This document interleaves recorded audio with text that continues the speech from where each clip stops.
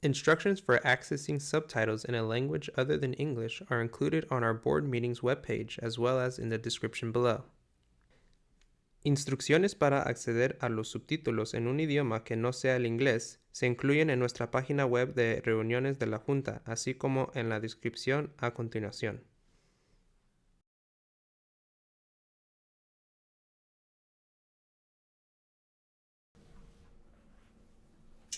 Good evening and welcome to the Ross Valley School District Board of Trustees regular meeting. Today is October 22nd, 2025, and I am calling our meeting to order at 6:01. We have 4 trustees present in person at the Ross Valley School District office at 100 Shaw Drive in San Anselmo. Myself, Rachel Litwack, Anna Marsh, Chris Lindels-Cobb, and Daniel Cassidy. Trustee Shelley Hamilton is not present tonight. We also have cabinet members present, Superintendent Tyler Graff, CBO Chris Carson, and Director of Student Services Lori O'Connor. Our meeting is being live streamed via YouTube, and the links on our website and on the agenda. There will be a 60-second delay between the meeting and the YouTube live stream. An audio recording of the meeting will be made available to the public on our district YouTube website. And with that, I will move on to our agenda. So the first item we have is closed session. I'm going to identify our closed session topics. We have conference with legal counsel, anticipated litigation, significant exposure to litigation pursuant to Government Code 54956.9, subdivision D2 or 3, special education program dispute, 1 case, student SSID 674-110-7864. There is no public here to comment on our closed session agenda. So with that, I will recess us into closed session at 6:03. All right, welcome back. We reconvened in open session at 6:29 p.m. Report out from closed session. The board present 4-0 voted to approve the staff recommendation on conference with legal counsel, anticipated litigation, significant exposure litigation pursuant to Government Code 54956.9, subdivision D2 or 3, special education program dispute, 1 case for SSID 674-110-7864. So moving on, we have procedural items, the first of which is the Pledge of Allegiance. So if you would like to stand and join me in the pledge, please do so. I pledge allegiance to the flag of the United States of America and to the republic for which it stands, one nation, under God, indivisible, with liberty and justice for all. Our next item here is to adopt the agenda and time allocations. Do we have any questions about the agenda or time allocations? No? Do we have any public comment on our agenda or time allocations? All right. Seeing no public comment, I will entertain a motion on this item. I will make a motion to approve the agenda and time allocations. Great. Do I have a second? I will second. Thank you. Chris? Aye. Anna? Aye. Daniel? Aye. And Rachel? Aye. All right, we have an agenda for tonight. Our next item is D, communication. The first item here is public comment regarding items not on the open session agenda. So if you were here and you would like to comment on something that is not listed on our agenda tonight, this is the time. You would have 3 minutes to comment on anything that is in our purview. Anyone like to make a public comment? All right. Seeing none, I'll move on. Our next item is D, correspondence, communication to the board. Do not see any items listed there. And moving on, I have announcements by labor unions. Do I have anyone from RVTA who would like to come and speak? Okay, please do. Hello. Aye.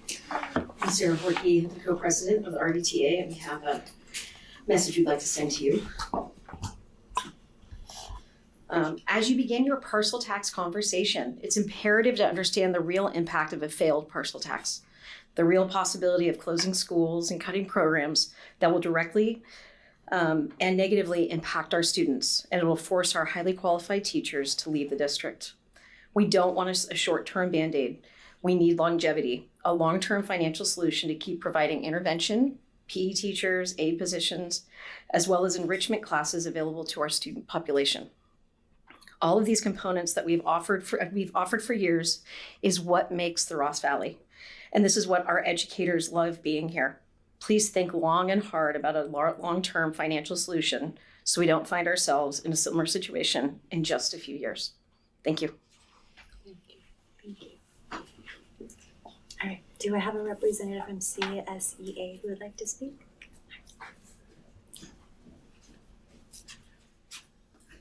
Hi, I'm Jenny Wright. I'm Secretary for CSEA, and CSEA stands with RBTA regarding this important partial tax measure. Thank you. Thank you, Jenny. All right, so moving on, we have E, student presentation. Great. So yeah, student presentation for White Hill Middle School students, a presentation on inclusive school culture. Presenters? Okay. It is kicks.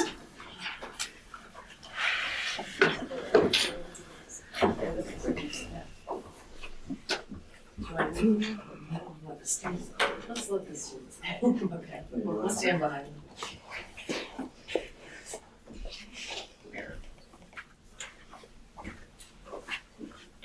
Can each of you tell us who you are, your names, what grade you're in before you start?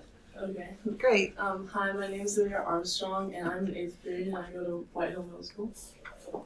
My name is Surya Amador, and I'm in 8th grade, and I go to White Hill. Hi, I'm Piper. I'm Piper Levine in 7th grade, and I go to White Hill. Hi, I'm Nico Taylor. I'm in 6th grade, and I also go to White Hill.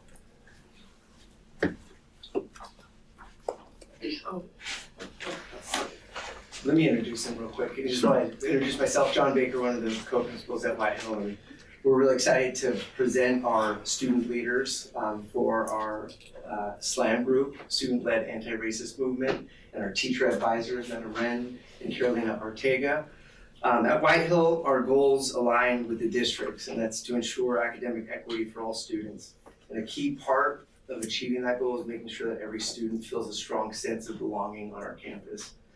As adults, we all work hard to create that environment, but the truth is, it's these students who create the culture of our school.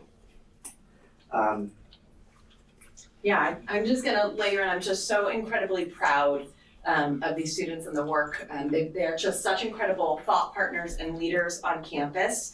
This is really our second year of having a SLAM group, and that's our third year working with Dr. Watson, who kind of helped us get rolling. So for some of these students, this is their second and third year of doing this work, and they've really been incredible leaders on campus and really helping us think about what does it mean from the student perspective to create an inclusive culture. How do we make sure that all differences are celebrated on campus, and that students are learning to be upstanders, and that it's not just coming from the adults, but it's coming from the culture within the students as well.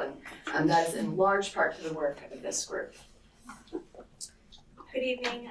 My name is Carolina Ortega. This is my 11th year teaching middle school, but it's my first year with Ross Valley School District and White Hill.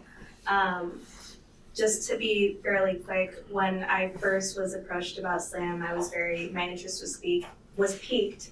But it really was hearing the passion and the voices of our powerful students that completely drew me in.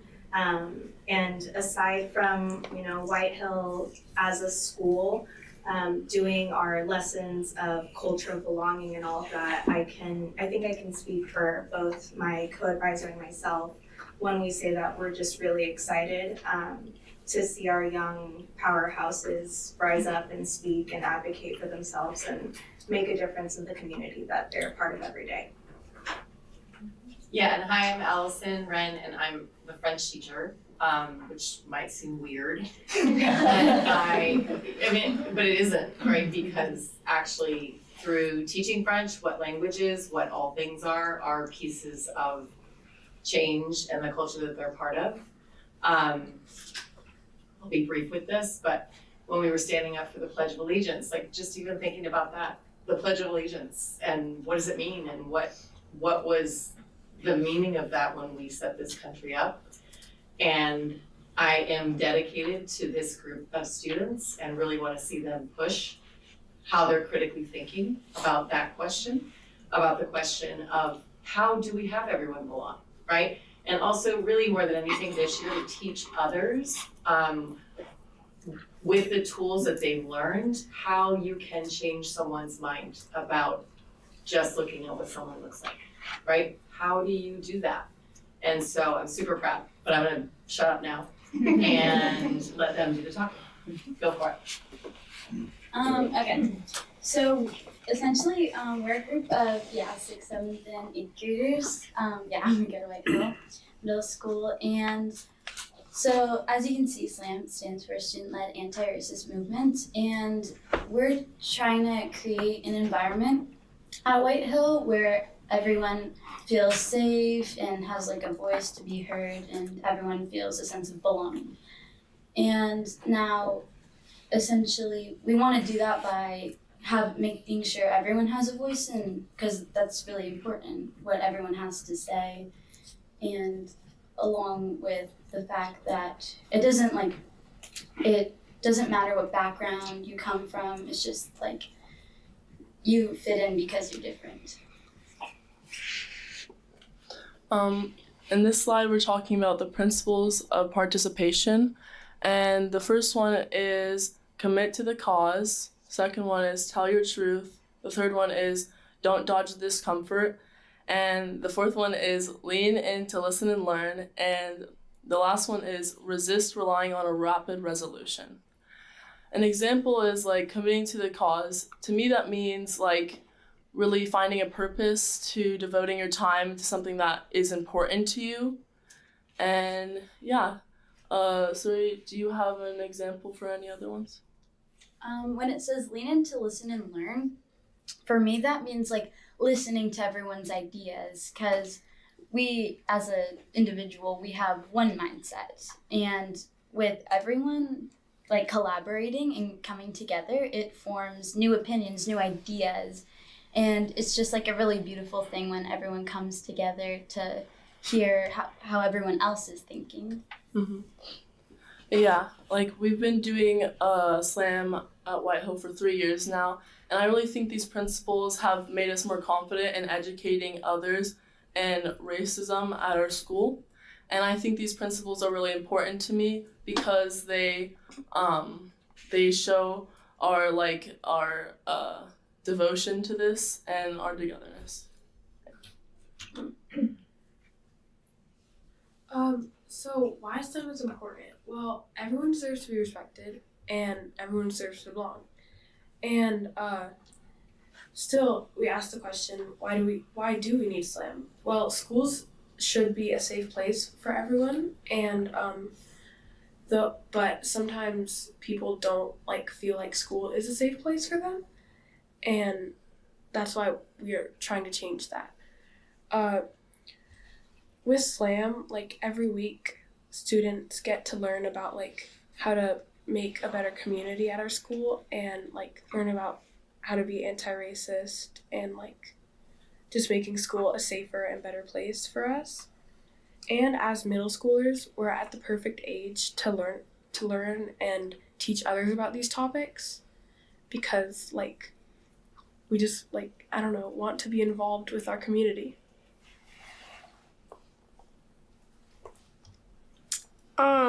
Hi, I'm Piper LaBelle. I'm here to talk a little bit about our goals for SLAM, but first let me tell you a little bit about why I joined SLAM.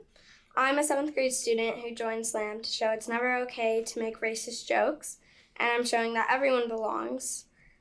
We want to make sure in those moments we need them to remember when we teach these tools to our community that they put them in practice. A couple of things we're trying to do is taking the message to many different elementary schools to help them get this information. The other thing that we would love to do is reach out to older students who have a bit more experience, like people in high school or even further, college students.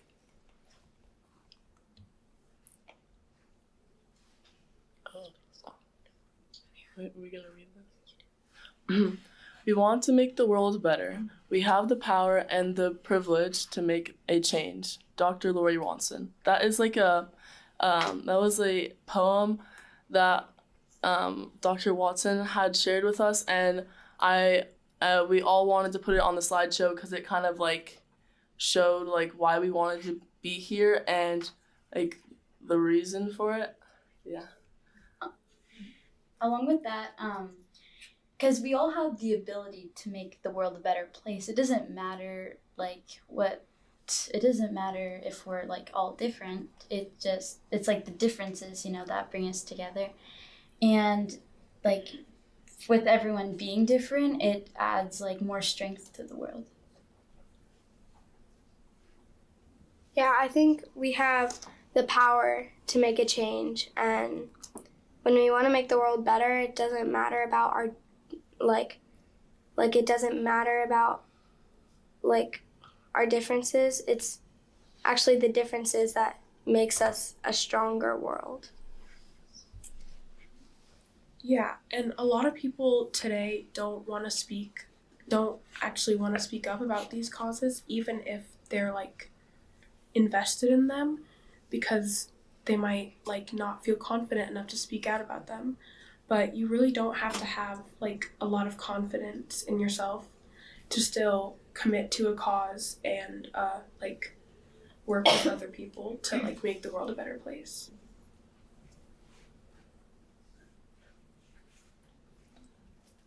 Thank you. That's really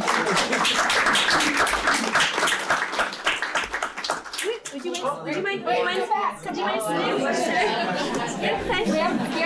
We got so many questions. Can I just say too, there are many people here that wanted to speak and even more that aren't here. So our group has gotten 3 times as big. We are meeting twice a week now for 45 minutes. I should have said that in the head. So I just want you to know, if you 4 feel too much pressure with these questions, you have other people here that you can get help from. Okay? Also, we do have public comment, so if there are students here who would like to make additional public comment, that's also an option. Thank you. Thank you. How many members are there? about like 30. Like 35 or something. Yeah. We're about 35. Yeah. We're at 35 now. Right. Full class. It's a full class, right? And more that are applying.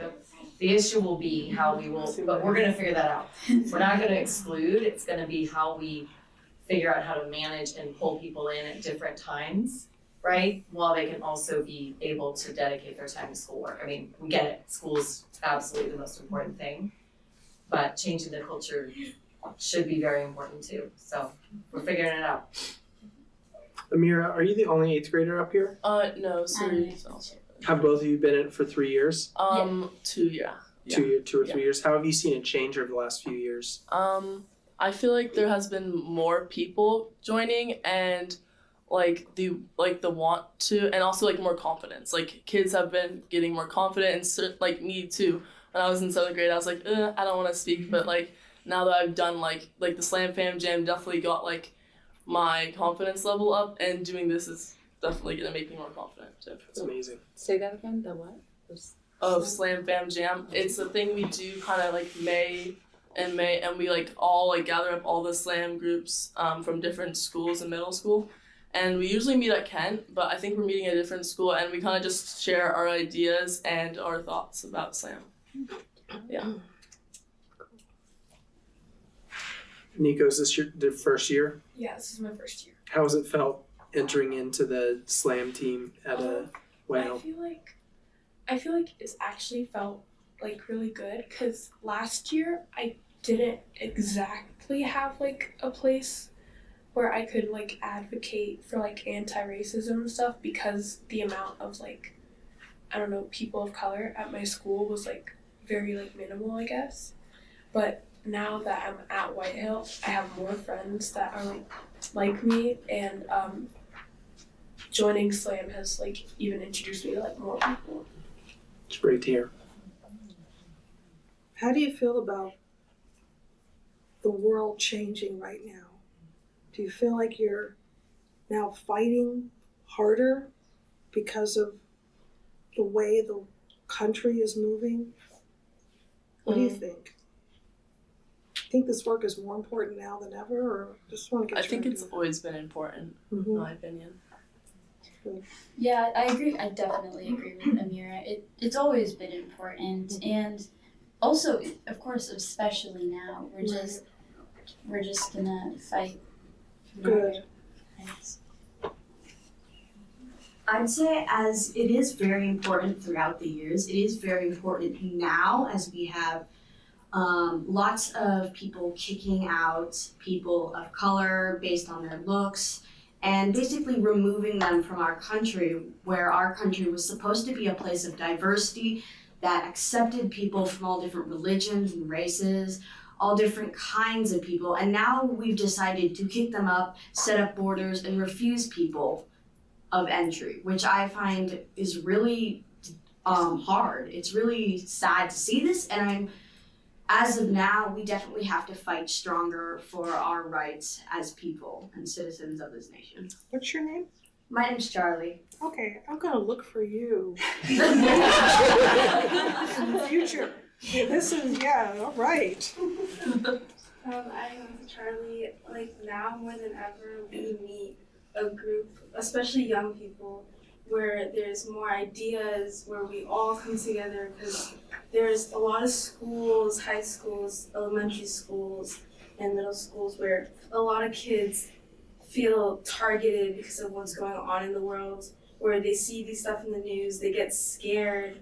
I know if I was one of them, I would be terrified.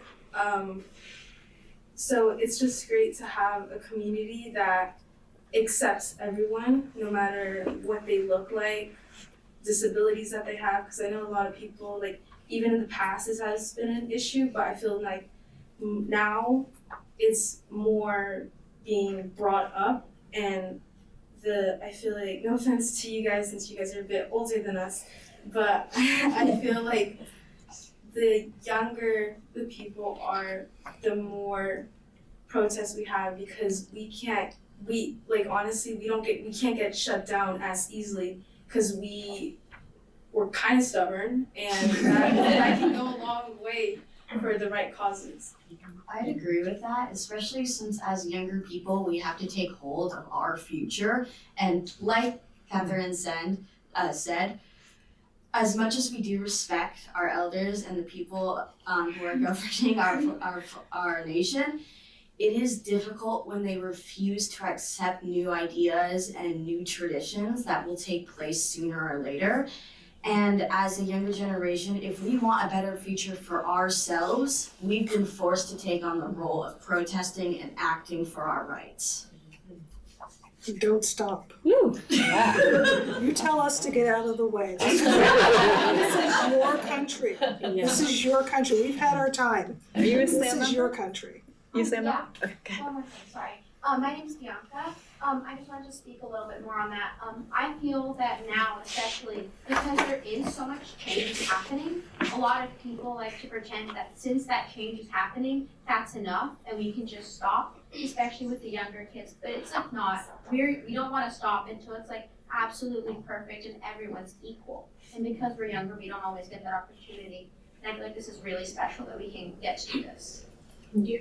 Adding on to what Bianca said, I feel like the time is now, and we are like the future, I guess, and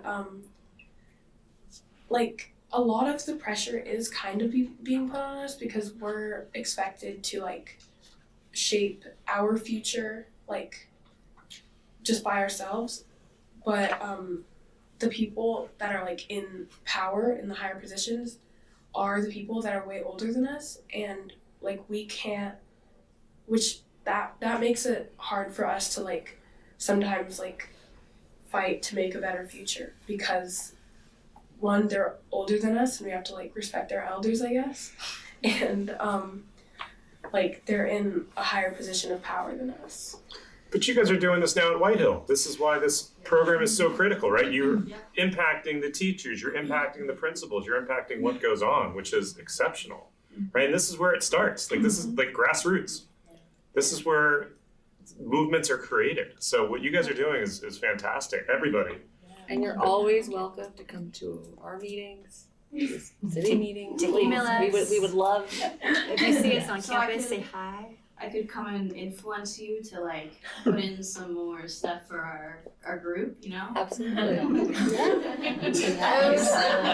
bad idea. It's technically called lobbying, but yeah. And then what's the ask of college students? Because I have a lot of college students that I'm able to connect with. And so maybe after this, you guys can connect with me somehow to see what you need from local college students. And then their schedules are a lot more flexible than yours.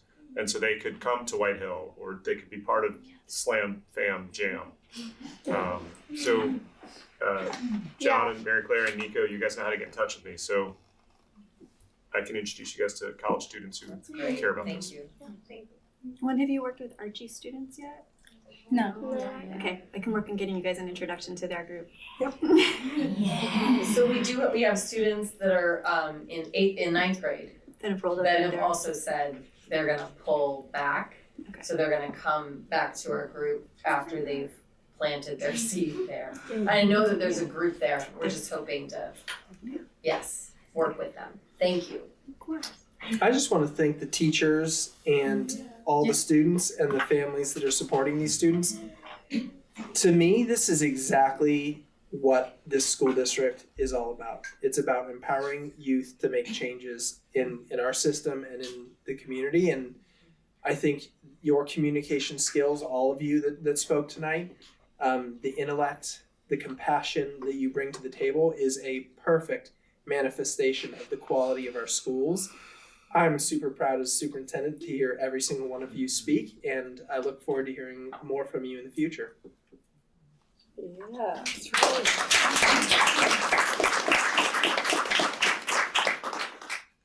You guys nervous being here today? No. Well, I just want to say you've been talking to the governing board of your school district right now, so we are the old people in charge. But just because we're old doesn't mean we're wise, and we do need to hear what's going on at your level, at schools, and in your age groups. So if there's things that you need to let us know, please do, because we can't do our job without knowing what's going on for you all, and that your experience is most important. So you don't have to respect us all the time. If we're doing something wrong, feel free to point it out. And when you grow up, run for office. That. Run for office, run for anything. School board, boards of other city council, mayor, president, Congress. Whoa. No, I'm serious. Run for office. Because your image of who's in charge, like you said, they're all older, there are elders. Run for office and be the leadership you want to see. Don't let people tell you what you can be. You become the thing you believe the world should be. Okay? And that starts now, and that starts next year at Archie. Absolutely. Or you don't have to wait to this thing. Do it now. Do it at Archie. Do it. Getting involved is critical. Proud of you guys. Thank you. Do you have any more questions for our SLAM students? Can they do the rest of this meeting and we can go home? Well,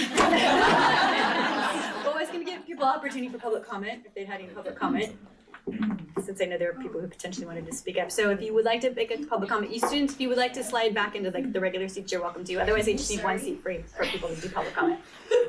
So, Chris, can you give us a 3-minute timer? Okay. So here's the deal. For public comment, you get 3 minutes to talk on this subject. SLAM.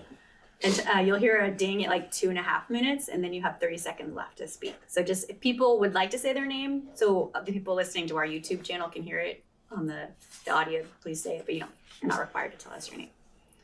So if you would like to come on up and you can come up here by one of the speakers so we can record it. Which one's left? Either one will work. Fine. Do I have to say my name? You don't have to. Okay. Well, my name is Catherine Rivera. I'm in 8th grade. This is my 2nd year in SLAM.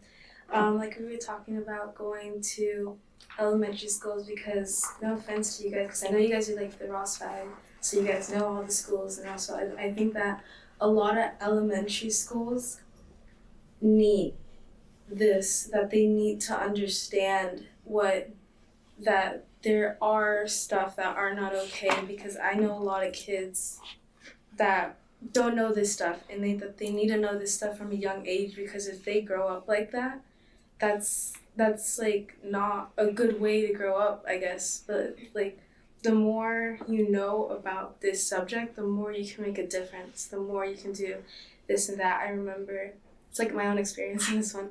I told my cousin that I go to White Hill, and she's like, oh, it seems like a white school because the name is, it's White Hill.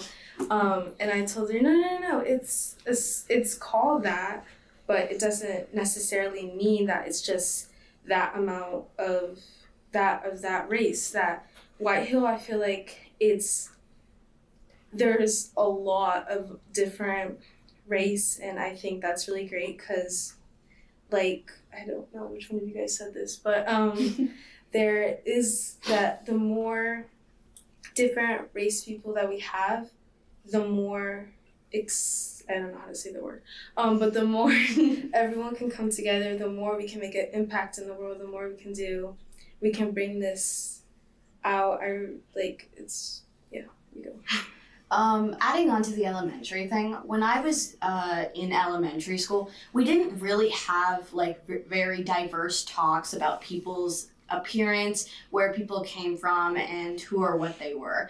And I feel like that definitely influenced a lot of other kids going into middle school, because there would be a lot of racist jokes, a lot of racist comments that I would often hear. And I felt that wasn't right. I'm sure a lot of people felt that wasn't right.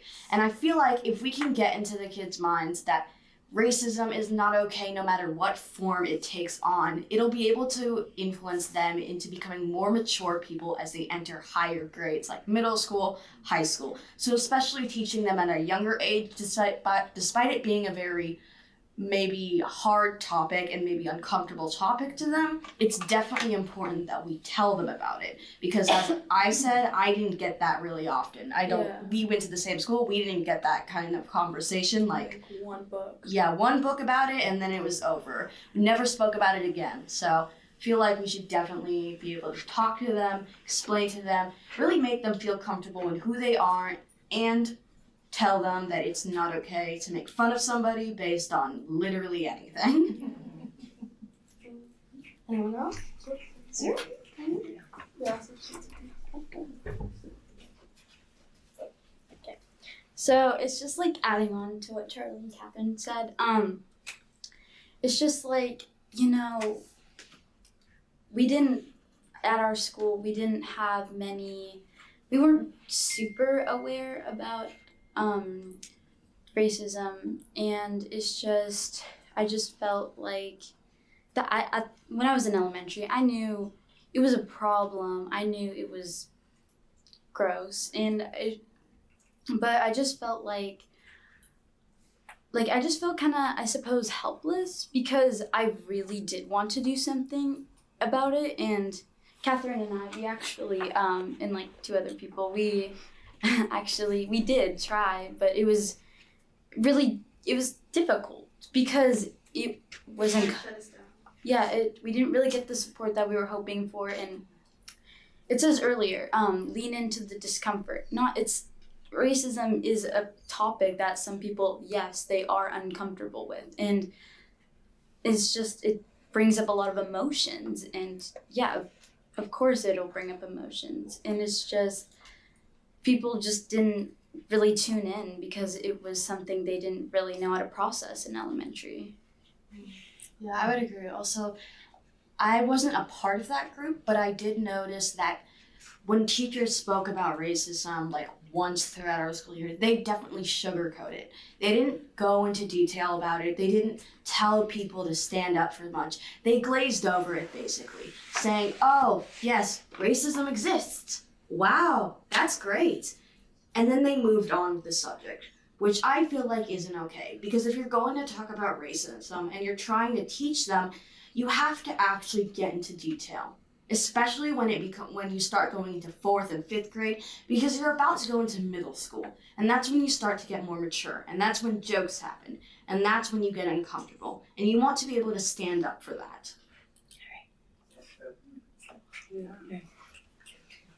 Thank you. Yeah, come on. So you can speak for your 3 minutes and it's only one 3 minute period. All right. Okay, well, adding on to what they were saying, I just feel like coming from somebody who was just in elementary school, whenever we would talk about racism, things like slavery, discrimination, anything like that, my teachers would read one book, maybe do one little lesson about it, and then just brush it off, because they never talked about like standing up for it. They never talked about like how we as like the younger generation can take action on it. They just said, this is something that happened in the past. It's still happening now, but we don't care that it's happening now because it was more prominent in the past. And that also made a lot of kids in my school, like, I don't know, ignorant to racism and stuff.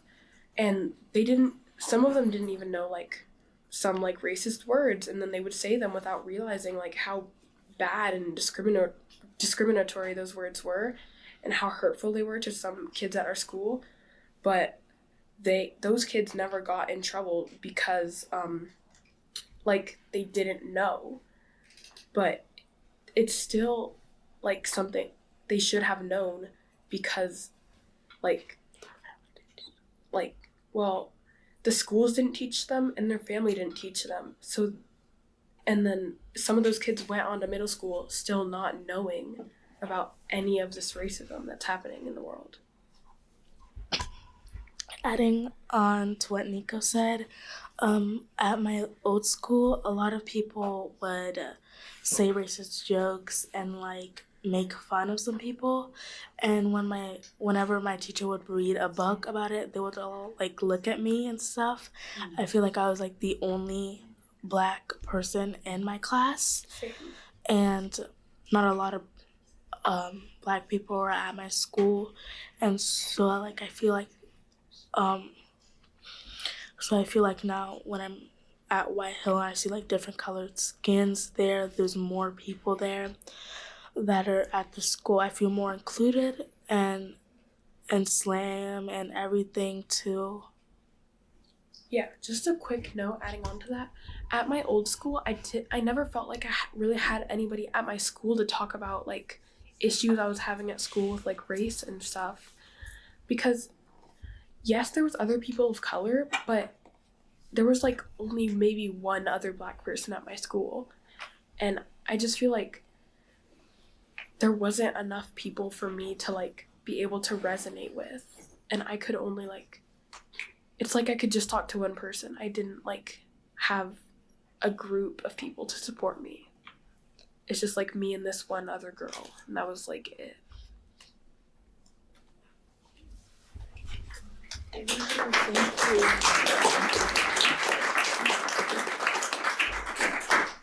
If anybody else you want to make a public comment on this? I just want to talk about like how when I was in 6th grade, I had moved here from Santa Rosa. And Santa Rosa is typically a more diverse place than Marin, definitely. And well, when I moved here, I kind of just felt like an outcast. Like I didn't really feel the welcome vibe. I just like got a lot of looks like, ooh, who's this girl? Like, why is she like she's like Black and I'm like the only Black kid in my class. In my grade, there's like 2 Black kids, and it's just like, I just feel like I was kind of just, I felt like an outcast. I just kind of felt like an alien in my own school, so it was just kind of scary. And then when I found SLAM, it had made me more like, I was like, oh, there's people that like want to talk about this stuff, because I did get like called racist things or like jokes like that were kind of like they didn't know what they were saying, and it's just like, oh, like, you know, it's okay, they didn't know, but at the same time it really hurt me. And then when I was able to talk about it in SLAM, it really just like made me feel more confident and that I was like more welcomed. And I just hope we can kind of like what's the word, like I want SLAM to be bigger. Like I want it to be more I can't, like, well, sorry, I can't remember, but just I want it to be more known. Like we can like reach out to like middle schools so they know, and like because I didn't know there was a slam in 6th grade. So yeah.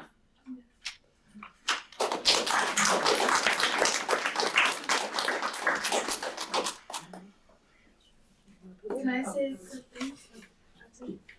Oh, go ahead. Oh, I thought someone else said something over there. Quick thing. When she came, I remember that I met her when I was trying out for the basketball team. I think she remembers this too. I didn't pay attention about her skin tone. I thought honestly, I thought you were really cool because like, she's super good at basketball. And I like wish that the world could see people like that. Not about their skin tone, not about their background, about like their interests, the things that they love, the things that they're good at. Like, that's how I wish people would see people, not because of their skin tone. The way I saw her, I thought she was like good at basketball. I thought that she was smart. I thought that she was pretty.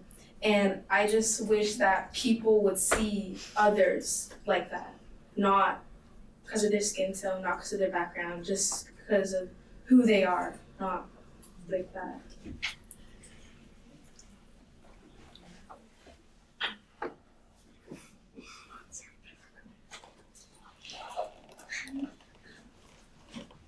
Okay, so once you're done talking, like for your 3 minutes, you can't talk again, just so it's one you make to make the one comment for 3 minutes. You can say whatever you want on this topic for the 3 minutes. Do you want me to? No, you can all step. You can all sit. I just want to make sure, like, I don't want you to start and then you start and then you go back because technically it's supposed to be like one. This is like a really formal meeting. Yeah. And there's like really weird formal rules, and one of the formal rules is 3 minutes per topic. You get one chance, and you've got to say your thing, and then you've got to listen to the other folks. And I have to tell you the rules. So And sorry. we're not good at this either. So Rachel's constantly saying that's not on topic. So Sorry. Sorry. Okay, so please go ahead. So I just wanted to say, like earlier today, I like heard a racist joke, and so like me and some of my friends were like, "That's not okay," and like people just like brush it off. They're like, "Oh, it's a joke. It was fine," but it's not fine even if it was a joke, and that's why I think like slam is like good because it like provides like opportunities for people to learn from stuff like that, and like going into classrooms and like other schools and like just teaching people about that. It's good. Yeah, kind of adding back to like with reaching out to elementary schools, we need them to be a tiny bit more educated because when they make jokes like that, they don't know what they're saying most of the time. So if we educate them about it, they know what they're saying and they know it's not okay. And that's why slam is really important because once you come into White Hill and there's slam, we can be more educated on this topic and we can understand that like those things like aren't okay. So I wanted to go a little bit different and talk about how I wanted to get in touch with people that are older. I actually went beyond high school to more college or like professional level, like people that this is their job. Because like you said, you are like the big scary adults that have power. And we are the kids and we really want to make change, but instead of like trying to work against you, I would rather like work with people that are closer to your age, closer to being able to have that power. So like college or people that this is their job and come and help us and educate us and just try to do what we do, but like better.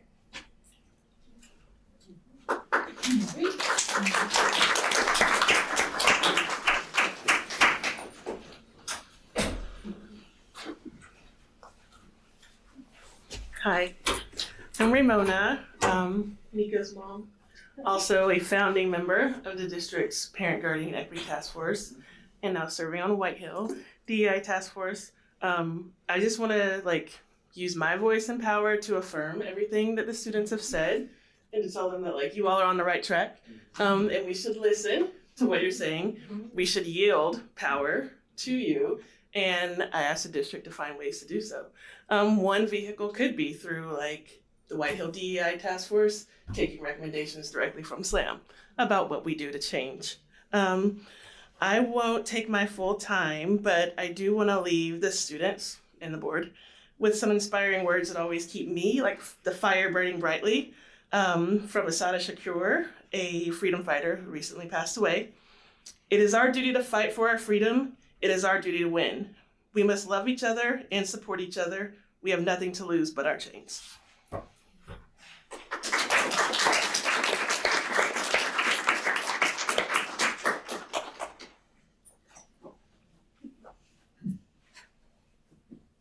Hi, PJ Pfeffer. I'm a parent at Manor of a second grader and someone who's going to be in TK next year.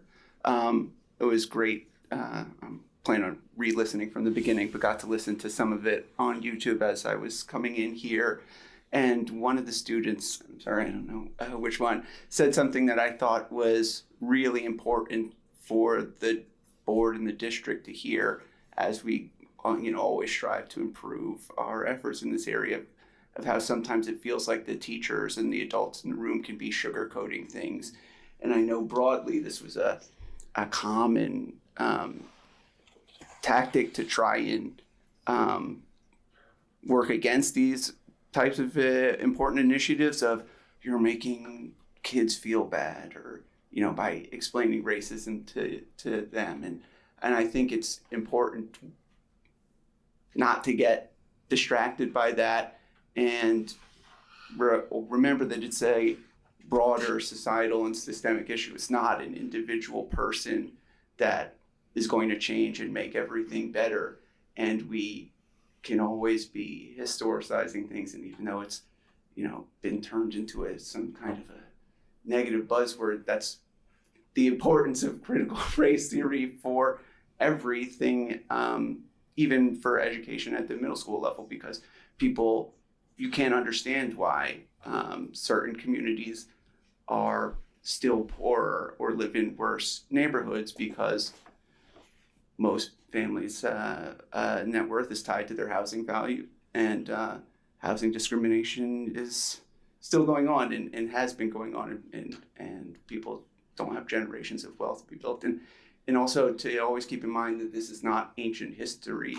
Some people have four generations living in their household, and I'm just 4 generations removed from family members who were born into slavery. Like, it's shockingly recent, and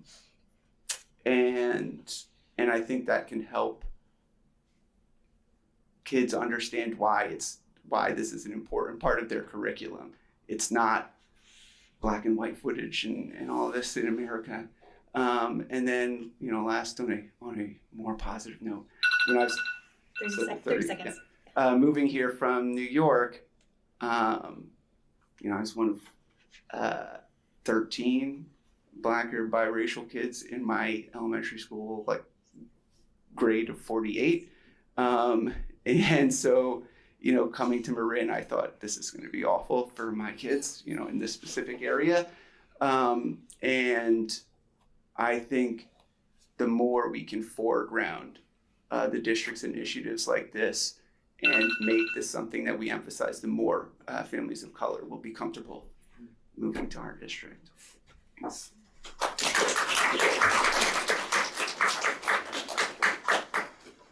you have any more public comment? No? Okay, do you have discussion if you're on the board? I'm just blown away. Mine does. Same. I just feel like this group, you are the warm hug at White Hill. You're the warm hug, and you're the strong hug. And I love the pushing back when you hear those things. My son comes home and tells me the things he hears. He's been trying to get in your group too, so I don't know if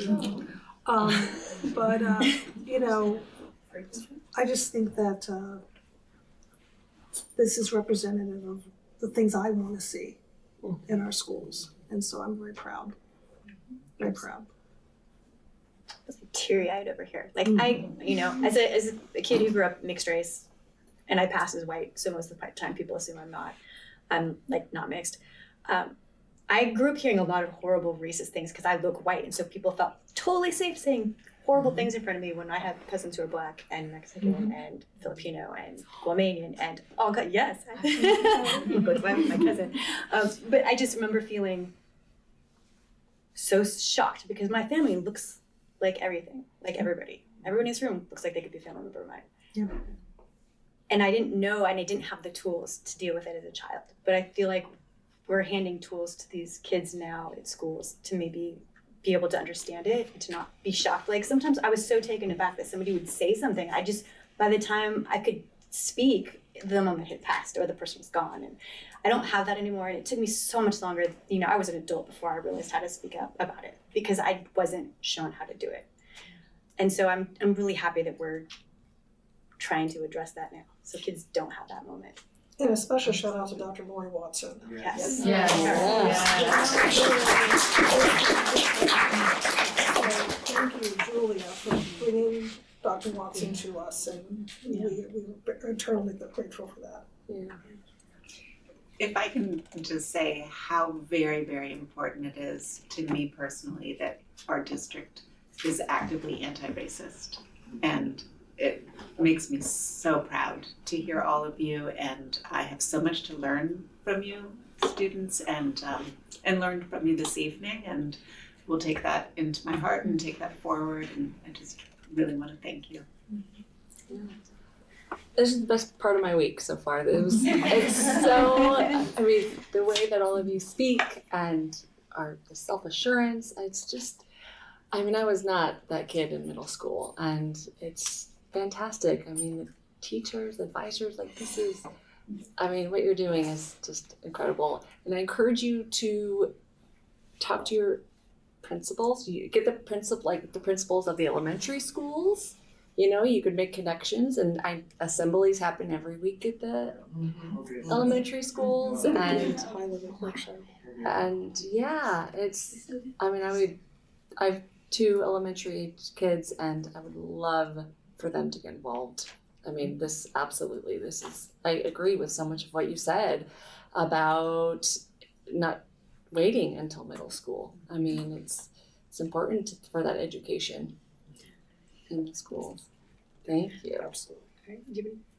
Yeah, amazing, awesome. Good job. Yeah. I'm so impressed, and just my heart is full seeing you guys feel comfortable enough to come up and speak to us about something so sensitive and so important and vital, and that you guys felt secure and safe enough to do that. I feel very, very happy to see you all tonight. Absolutely. We have a tradition when we have students from a school come to present. We invite them up to take a picture with us all, and you can sit in our seats if you want to see what it feels like to be more. Come on up. But we like to take pictures too. I want to go this way. This way. Can't drink your coffee. Oh, Can't man. Oh, thank you. I want to be here. I want to be here. All right, and we are back after a brief pause to thank our student presenters from White Hill. Our next item on the agenda is F, presentation and/or action items. The first one there is the California Assessment of Student Performance and Progress, CAS. So go ahead, Julia.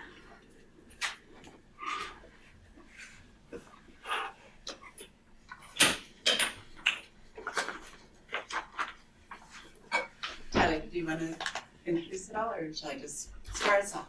I think you can start us right off. I'll go right into it. All right. Definitely a hard act to follow. But lots of celebration this evening for our assessment results update. Really excited to be able to talk about it. And of course, we always like to tie in our work to the LCAP. And when we talk about academic success, we're really in that realm of goal 1, which is about making sure that all of our students are receiving highly engaging research-based instruction to develop proficiency in grade level standards, and that they're also getting those supports and interventions that are needed. And towards that kind of North Star of eliminating the predictability of how kids are gonna do based on who they are, what they look like, where they come from, and all of those pieces. And just really important to remember that quote, "A rising tide lifts all boats," which is actually a John F. Kennedy quote. You know, when we support any of our kids, we're really supporting all of our kids, and this work is just really important for all. All right, in Ross Valley, we have lots of different ways for us to learn about how our kids are doing. The CASP is one of those ways, but we also have district benchmarks. We've talked about our reading screener in K2. We've talked about our iWriting diagnostic assessment. And of course, teachers have lots of curriculum-based assessments and just informal assessments they're doing on a regular basis, which can just be walking up to a table group and checking in with the student. And so CASP is one data point that we take a look at. I think we all kind of understand how the CASP is structured. There's 4 different levels. And we typically look at the percentage of students who are at standard or above standard, and wanting that to be where our kids are meeting or exceeding the standards. All right, so here we are. So we have lots of graphs this evening and lots of good news. And so just starting out, if you look at the blue bar is our district, the green is Marin, and the yellow is California. We do really well consistently across the board. ELA, mathematics, science, you know, our students are excelling. And then I just, like, this is honestly my favorite slide, and I've been spending a lot of time looking at it and kind of tweaking it to get it to look the way I want it to, but we're doing great. If you look at 2019 and where we were with ELA, just about 78% in ELA, and a little over 69 in math, and where we are 100% back to pre-pandemic. And that is not a small thing. That is due to the extraordinary work of our teachers and everything that they have done to learn how to accelerate learning when kids had some learning gaps, and to build on each other's, you know, to build on that progress over the years. Our teachers have gotten really, really good at using data to inform instruction and tailor instruction to meet the needs of kids. And these are the results that we get for that. And so that's really exciting, and exciting to see that there's, you know, significant growth in both ELA and mathematics. I just want to put one point on this slide. A few years ago, every article you would read about education is about learning loss, and you still see those articles today. So this is not normal. The average district is still reeling from the pandemic and clawing itself out of the losses that happened when school shut down. To see our teachers, to see our administrators, you know, have increases for 4 straight years is something that we should be immensely proud of. It's our teachers, it's our site principals, it's Julia's leadership, it's Lori's leadership, and it's the engagement of our parents. It really takes a community to turn a tide like this, and as a community, we should be immensely proud that we have kind of bucked the trend and are leading our way out of the learning loss that happened over the pandemic. Our students are working really hard. Interesting with our science scores, so the blue line is 5th grade and the green line is 8th grade. And there was a huge jump this year over all of the previous years. And if you go back to 2019, interestingly, the scores are actually a little bit lower, and that's because that was the very beginning of the new CAST science test and the beginning of MGSS, which are science standards, and so it's taken some time. But these are actually really strong scores, and I'm super proud of those. I'm not actually sure why the scores have gone up, because we've had more focus, I think, especially at the elementary level. Yeah, because it's a lot of reading. It's 95% reading. So if you teach informational reading and how to decipher, then they go up. Yeah. Sarah. All right, and then taking a look by achievement level as well. So The blue is exceeded, the green is met, so that's the realm that we want our kiddos to be in. But if you notice with ELA there, and it really points to this, we have more kids exceeding the standard than we have ever had, and that red area of students who are not yet meeting the standard, is shrinking or staying small. And similarly with mathematics, we're about where we were pre-pandemic in terms of those exceeding. So there's some good news in there as well. 42% or 46% of kids exceeding grade level standard in language arts. That's remarkable. I mean, there's districts that have 46% of students meeting or exceeding, and we're just on exceeding. So to see there's more kids exceeding standard than there were pre-pandemic, like that's a huge celebration for us. And you see there's, almost the same trend in math. There's kind of really similar to, we have fewer kids not meeting. No, we have a little bit more, but essentially the same in math as pre-pandemic.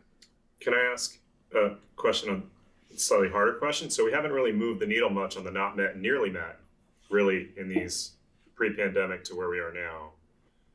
Maybe a little bit more in math. So I get that a lot of parents want academic rigor, like, it's great, 46%, awesome in ELA. And maybe you'll talk about this, but what are we doing for that not met and nearly met to move that number? I mean, I do feel like those numbers are moving because there was a pandemic inside there. Okay. But it's a really good question. Our teachers, I would say our classroom teachers, are doing a lot of really good, strong differentiation and intervention work within their classroom. And then for students who need something more, we do have reading intervention in our elementary schools, both reading and math at the middle school level. And a lot of teachers kind of coming together in what we call learning teams and looking at kids and looking at data and saying, okay, here's a group of kids who are all struggling with this very specific skill. So what is our next instructional move that's going to support them to move forward? That's great. Okay, so these are comparisons across the county. It's not the county has whatever, 18 school districts, something like that, 17, 18. But kind of most of the similar schools, plus a couple thrown in. I would not call Mill Valley and Reed similar schools in terms of their demographics. But you can see that in ELA, we're really there with everybody else. I mean, amazingly so. That final bar there, that final line, vertical line, is the 75% mark, and I kind of think about that as a pretty solid finish line. Like if we're crossing that finish line, I'm pretty happy. And with that 78%, I'm really happy with those ELA results. And then with math, we're definitely making progress, and our math scores are going up. There's more room for growth there. In terms of if you're looking at similar schools we see in Ross Valley a drop. It starts a little bit in 5th grade and then more in the middle school, which is pretty normal if you look at the state and the county as a whole. But when you dig into individual districts, there are districts who are having a little bit more success in their middle school math, and that's something that we're talking about and digging into. We're in our first year of implementation of a new mathematics program. I had a fabulous morning today meeting our new math coach for White Hill, who was there with our teachers. I got to see him demo a Desmos lesson.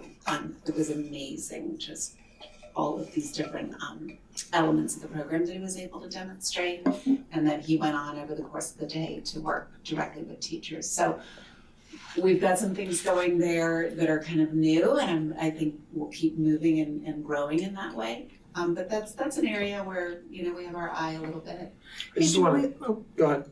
Just a question about noticing some of the schools that are not quite there. Mm-hmm. And is the county looking at these numbers as well and having some type of introspection or? I mean, Every Investigation. district is looking at their data, and as a county, we all come together. And then it is also important to recognize demographics. Like you don't see, for example, San Rafael on there because their demographics are so different from ours that, yeah, their scores are going to be lower. But there's a lot of different reasons for that. But yeah, I mean, we're all looking at it all the time. The And county we're doesn't calling each hold the other up. district accountable for. They don't. No. Okay, that was my question. Thank you for answering that. This graph makes me think about the graph you've seen 1,000 times from me about the per pupil funding, where we're at the very bottom, Yeah. yet our academic achievement is either right at or right near other districts that are having $5,000 to $10,000 more per student. Right. So this is a clear, crystal clear indication of the efficiency that we use the money that we do get from our community. Yeah. We do more with less. And I think we can't get too much more efficient, otherwise we won't see results like this. But, I'm really proud of what we're able to do with the limited resources that we do have. Well, it speaks volumes for our instructors. Sure to be does. able to have those outcomes. And I'm going to bring you the data for just one school because I think it's a really important example and it kind of speaks to what Tyler was just saying. So Manor got the highest scores they've ever gotten. They're incredible. And like if you look at that growth from 2023 to 2026 and you look at where they were pre-pandemic in 2019, this is fantastic. And so of course, when you get results like that, you want to really think about what the reason behind it is. And first of all, the incredibly hard work of our teachers who I think at this point are doing more and more of, staying in alignment with curriculum where grade levels are working together, using our district grade level curriculum, meeting, looking at data again, planning instruction, all of these pieces. But one thing that Manor has, more so than our other elementaries, is a little bit more intervention. So because they have been receiving Title I dollars, their intervention is a full-time position. That's Amelia Alamari. She's both intervention and ELD. And so they have more time with a person who's really talented to meet with and support kids. And then this last year, there was kind of a little bit of a pilot experiment at Manor of having the parent club funded a part-time math intervention teacher. And again, when we look at this math scores, it's hard for me to imagine that that's not part of the reason why they landed where they did. And going back to what Tyler was saying on the other slide, the other school districts in Marin pretty much have a full-time math and a full-time reading intervention teacher at their sites. I mean, Mill Valley certainly does, Reed certainly does. So we don't, and our teachers do a lot of intervention in their classroom, and then we use our minutes really, really well. I'm always trying to get our intervention teachers to make sure that they take a break and give themselves some prep time, but they are busy supporting kids. Julie, I have a question. What are our goals, like, with the scores? What percentage? What scores? Yeah. In terms of percentage? What do we, yeah. I mean, again, when I talk about that 75, That's if our math across the district were at 75, I would be really happy with that. ELA probably a little bit higher. These are like 81 Looks for like ELA Manor should is be our really, beacon. really high. Looks like Manor should be our beacon, right? Yeah, this is fantastic. And this is not to say that other sites didn't have equally fantastic scores. What I'm really focused on here is that growth and kind of seeing where we can tie that. And this is where when we talk about student programs and we talk about our intervention program, this is a crystal clear example of investing in programs like intervention, whether it's math or language arts, has results for kids. Goes back to the rising tides lift all boats. And I think, Anna, to your question, what I look for is continuous improvement. So if we're at 81 and 76 here with Manor, next year let's see a move in the right direction. When you start getting into the 80s, it's hard to continue to improve. That's somewhere in that 80 to 90 range is pretty lofty. So to see either maintenance at that 80 level or slight improvements is what I'm usually looking for. But we don't have like a target of 89% for all of them. We have in the LCAP, when we look at our CASP metrics for some of our student groups, we do name specific numbers, but those are for those who are not performing in that 70s and 80s. Cool. And this is for children who are meeting or exceeding? Yes, sorry. All of these percentages represent the percent of students who have met or exceeded the grade level standards. Which are rigorous standards. Cohort data is always interesting and always kind of difficult to tease apart, so I did it for 2 different cohorts. The first graph are current 9th grade students, so they were in 8th grade last year. And you can see with ELA kind of like this increase up through 7th grade, dropping a little bit in 8th grade, but really steady and super high.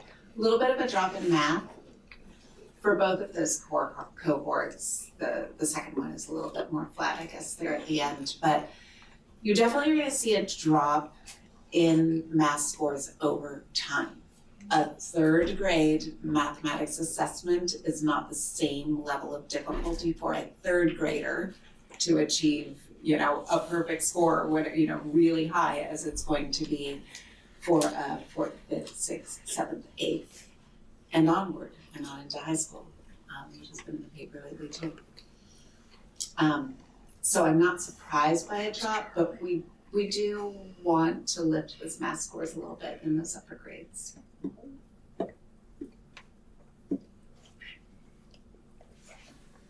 All right, this is a really important slide in terms of thinking about our equity work and thinking about academic equity. So this is looking at the percentage of students who met or exceeded standards for each of the, for a lot of the different student groups. And you can see that really academic success varies by student group. Sometimes, it makes perfect sense. If a student is learning the English language, they're unlikely to have the same level of, success as a student who was born speaking English. And the same thing with a reported disability. Although our students with reported disabilities are actually doing very well. And I'll show you a slide on that in a moment. I thought it was interesting breaking down by gender that we've still got that gap with reading, with females outperforming males and then males kind of edging out the females in the math still. It's the brain. Right. This is pretty amazing, actually, to see this kind of growth over time. If you follow the green, the ELA, we have been increasing, other than in that first year, multiple years from 2019 to 23, there was a little bit of a drop, but again, the pandemic is in there, and then that 45.7% meeting or exceeding standard for students with disabilities is really, really strong. And then you can see a big increase with math. And Lori, I don't know if you want to add anything there. Yeah, it's impressive. There's just a lot of great instruction going on and a lot of support for our kids, so. What would be the state average, because we're so high above the state average in our score? Like, what would the state average be for students with disabilities? Any idea? I would say a lot lower. I know that we looked at just districts in Marin for this student group, and we were outperforming most of the districts in Marin, which is really interesting to see, and we're kind of trying to figure out why that might be. Great. And even these numbers look like the state average across all students, right? Right, It's very close, yeah. Mm-hmm. That's right. Mm-hmm. Good point.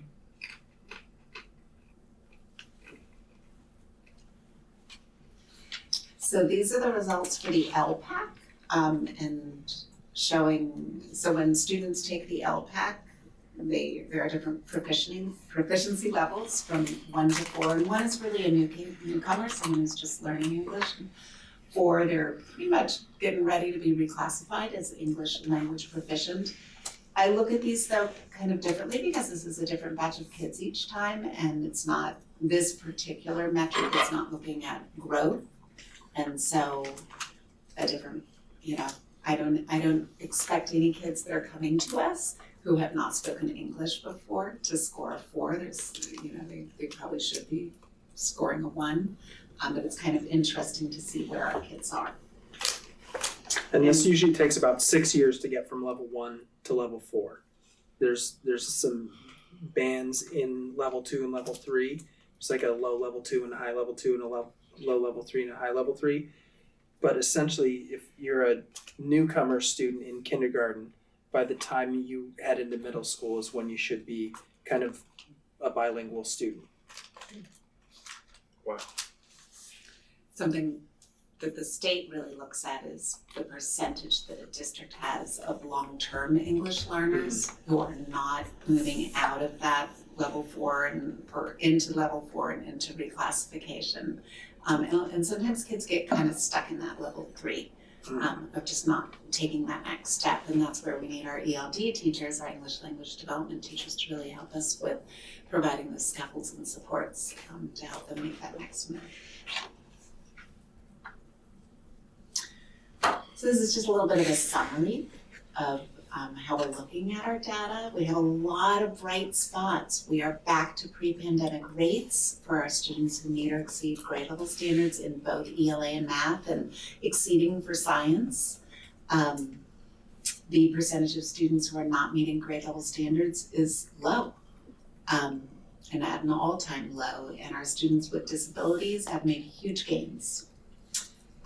The percent of reclassified multilingual learners who meet or exceed standards increased 10 points in ELA. That is fantastic. I've been looking at those reclassified students.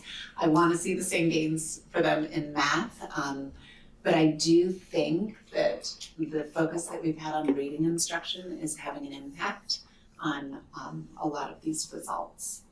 And then we borrow from the medical industry this notion of a problem of practice, right? Of what's something we're trying to solve. And one of those is like, we're a little stuck on our math scores in the upper grades and wanting to see how we can kind of push forward a little bit there. And then, and particularly with our multilingual learners in mathematics and ELA, wanting to move forward a little bit more there. Are you able to look, is there a micro view into what is bringing some of those scores down to enhance the teaching of that particular subject? Well, those are assessments, right? And so like when we do a diagnostic assessment, it's giving you really clear, specific information on, okay, it's vocabulary, or it's reading comprehension, or it's not understanding the full phonics progression and getting just kind of tripped up on foundational language. So I guess my question, to be more direct, is if we are looking to get into enhancing those numbers and seeing where it's pulling us down, are we then working with our teachers to say we need to focus more in this area because that's the area that's bringing these scores down? And just questioning, like, are we set our next step, or? I mean, I don't think, yes, but not tying it so much to CASP scores, because CASP scores are kind of that satellite view, right? It doesn't give you enough information. But for example, with the iReady scores, when teachers look at a class report, it will take the students and put them into groups based on the questions that they got wrong and what their next steps are what the next steps are needed for each, and we'll give you suggested instruction. Keep the trajectory going up, right? And I think there is some diagnosis that we need to do around this 5th through 8th grade math, I guess, relative weakness, I would call it. We don't really know exactly what it is. Is it numeracy, or is it algebraic thinking, or what the issue is in there? But I think over the next few months, we'll be working with our administrative team and our teachers and our folks that are implementing the new math program to kind of figure out with more of a scalpel about what it is that we need to focus on to improve these scores. Okay. And I think you ask a great question, because right now we're sharing board level data with you, right? Like we could go way into the weeds we could disaggregate this to the nth level, and we do with our admin team and we do with our teachers, but for the board level we kind of keep it at this high level, and then we go much deeper with different groups. And then if you think about marketing material, like what's the high level thing you take away from this? That's going to be the marketing pitch, is that we're back to pre-pandemic levels. We're seeing academic improvement each and every year over the last 4 years. We're, in competition or beating other districts in the town and across the county. Those are kind of the high level marketing things. Then you've got the board data, then you've got the admin data, then you've got the teacher data, and each one of those is going to be a little bit different based on need. How do, you might not know this, but White Hill comparable to the other middle schools across Marin County? Because we just saw an article, the TAM Union declining scores drastically over the past 4 years. So do we see anything with our White Hill students maybe doing better than others as they enter 9th and 10th grade? Because as those scores go down, then you think, hey, some former White Hill students' scores are coming down as well. Right. It varies across the county. Yeah. I think most districts in the county are in the upwards, the K districts are in the upwards trajectory. I was kind of surprised to see that slope at the high school level. Although high school, it's a whole other thing because, there's kids' kind of sense of what's important and in the midst of taking the SAT and the this and the that. Right, different topic. Okay. We're doing well, other districts are doing well. I would say, I think our reading scores, I don't know if this sounds right, but I think we're kind of doing better than we should be expected to do with reading in terms of where our scores are, given our funding, and given, that we're right there with districts whose people funding I don't have memorized, but Tyler does, and it's much higher than ours. Which isn't just about money, it's about what you can do with money, right? Yeah. Which means how much extra support are they getting, which is really quite different. We have really strong teachers, and they're doing really good work and they're getting stronger all the time. I am blown away by the conversations that I hear from teacher to teacher, as they're, talking about implementing a new curriculum or talking about students or talking about how to use data. And that kind of gives us an edge.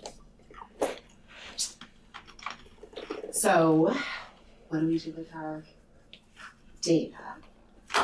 Most of this I've gone over, but we're using our data to just continue determining how we're doing and what our next steps need to be. Our care teams meet weekly and at each site, and they look at data on specific students that they're concerned about. And that's been really, really helpful and something that we've gotten much more aligned in over the last couple of years. We have these site learning teams, grade level learning teams at site and across the district, and content alike learning teams where teachers are getting together, looking at data and planning instruction. And that's what that plan, do, study, act process is all about in that fourth bullet there. Who serves on the care team? The care team is the principal, the RSP teacher, often the school psych, the SLP, speech language pathologist, sometimes the gen ed teacher, the intervention teacher, kind of like a whole team of minds, kind of just trying to figure out appropriate supports and checking back in on kids. RSP teachers, the resource teachers, special ed. And Sean Maher, who has all kinds of talents, put together this district data Airtable that we've been really, really excited about. You can't see the whole thing in here, it's kind of purposeful, but all of our teachers now have access to this and our principals have access, and you're able to sort data and pull up how kids are doing, and it houses all of their assessment data in one spot. So like for a care team meeting, if a teacher says, hey, I'm worried about, Julia, she seems to be struggling, then right there in the meeting, we can see their CASP data, their iReady data, their MClass data if they have it, and over time, and that's been incredibly helpful. So this is phenomenal. I've shown this to other people with my job in other districts, and they're all so jealous. I mean, no one has fallen through the cracks with this. That's fantastic. It's awesome. Yeah. And so what else are we doing to support increased academic performance? We do really look at how, what tools we're using to teach. And so we're very excited about our new ELA curriculum. It is a heavy lift, but it's a very rigorous curriculum. We are asking our kids to do more than we have ever asked them to do. And so there's some kind of struggle within that, but it's also exciting to see kids really engage deeply on super interesting topics. We are leveraging assessments to inform instruction. We continue to prioritize and create learning partnerships with our students with the understanding that relationship and rigor are side by side, right? And that when students feel that sense of belonging, they are so much more likely to be successful academically. And in fact, academics is inherently a place of belonging. And when a child is not feeling successful, if they feel like they don't get it, they don't have that sense of belonging in the classroom. So that's something we work really hard on. And we provide support. We have an ELA coach that has just started a round of coaching with our sites. Melina is amazing, our instructional coach. She meets with teachers all day long, supporting them. We started with our new math coach at White Hill. We have had trainings with iReady, so providing supports for all of these systems. And then just a reminder of our multi-tiered system of supports and those different levels of supports, knowing that in that first level, the instruction is universal and we are providing interventions for all. And then as you move through the levels, providing more targeted supports. And the why, going back to our racial equity mission statement, to create a safe, equitable, and inclusive learning environment in which all of our students feel a sense of belonging, are respected, and celebrated for their individual differences, and are empowered to thrive socially, emotionally, and academically.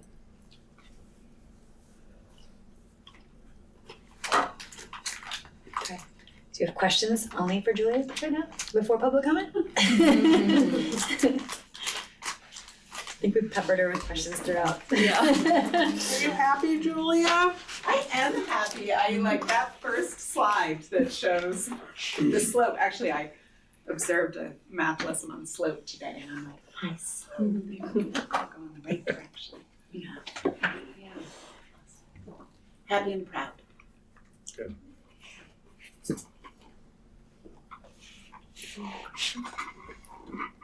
you have any public comment on this item? So you have 3 minutes. We'll give you a 2.5-minute warning. I lead all the time. I'm a fast talker. Chris, can you? Thank you. For the sake of this one, I'm going to keep my name off the record.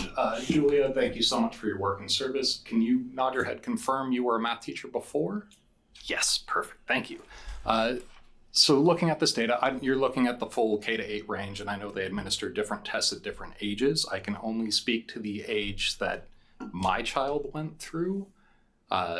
He is exceptional when it comes to mathematics. You were talking about a second grader who at the beginning of the year could add, subtract, multiply, and divide fractions and decimals. Pre-algebra, far ahead. The test that was administered listed him as meeting grade level, which is telling me a couple of things. One, I think the data where it's being sourced from, it's questionable. It may not be accurate. And it's also kind of telling me that there's a cap and there's a limit. If you cannot actually exceed when you clearly do, there's a whole group of kids who are not getting the services that they should because they're exceeding what the state is mandating. You know, this is the minimum that you have to meet. Wonderful work. The data is brilliant. You are trending upward. It's great. Keep applying it. Keep doing the things that you're doing. I think a critical eye needs to be put into how the data is being collected and is it actually accurate? Because from what I see, I don't think it's quite there. I think it could be better. And I think, if I'm right, I'm not really in the school world and, million acronyms for a million tests. I get it. I think you're getting rid of that test methodology. I hope so. That's all I have to say. Thank you. Thank you. Do you have any other public comment? Alright, bring it back to the board for discussion if there's no further comments. Alright, back to the board. Any discussion on this item here? I think these numbers are perfect to talk about for the parcel tax as well. Those Yeah. numbers do not indicate a district that needs to go into conservatorship. I was meeting with the Falcon Foundation with Rachel earlier this week, and every metric you would use to assess a school district, enrollment, attendance, test scores, quality of the hires, quality of the teachers, the quality of our board, quality of our admin team, the engagement of our community, all amazing. It's the budget that's the one that's a little wonky. So I think sometimes the narrative can get a little mixed out in the community because it is nuanced that our budget issue is real and challenging, but everything else is really, really healthy. And is that district, county, state comparison? I mean, that's, to Julia's point, that first slide is like exceptional across Marin County, and to show the other peer schools as well, or peer districts, right? That there is a story there that we're doing a lot of really good things. I just wonder how you relay that information to parents or community members. Like, wait, you want taxes, but we're also looking at charts. Like, so it could get complicated, but there is a story for some smart people to figure out of how to bring that into the conversation. I just want to thank Julia and her leadership. I think that the relationship she's built across our admin team and our teaching team and the professional development she's brought, the adoptions that she's brought over the years, her investment in this community is paying off. And I want to thank our teachers, because our teachers go above and beyond and do such exceptional work with our students. That's where the rubber meets the road, right? It's the teacher, the content, and the kid. And when that is all working beautifully and the teachers have great relationships with kids and are teaching the content and holding a high standard, you see outcomes like this. And we're really fortunate in this district to have the quality of teachers that we have. And, I know we all want to keep them here as long as we can. How do we deliver this info to the teachers? How do they get it? Let's do some.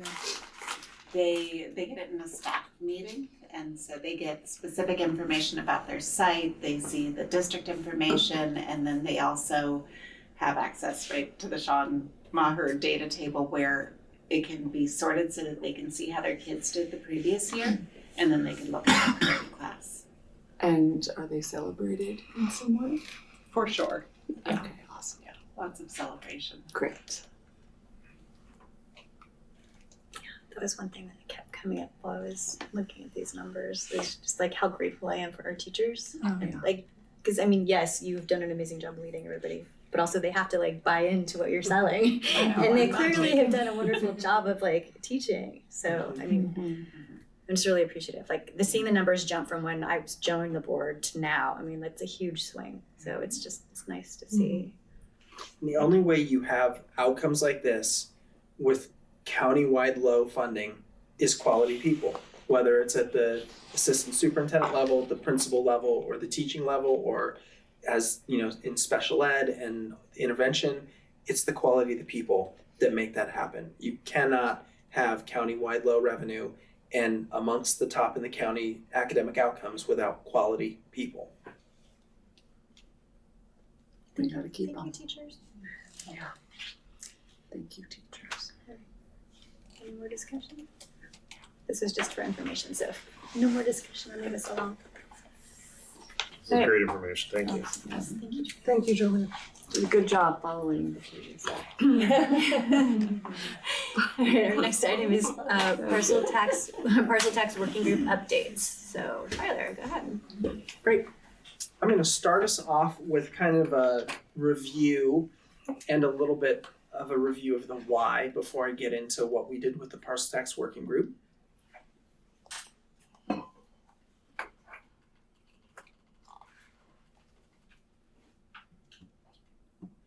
So it started with some, is there a way to go full screen on this? Oh. It's okay.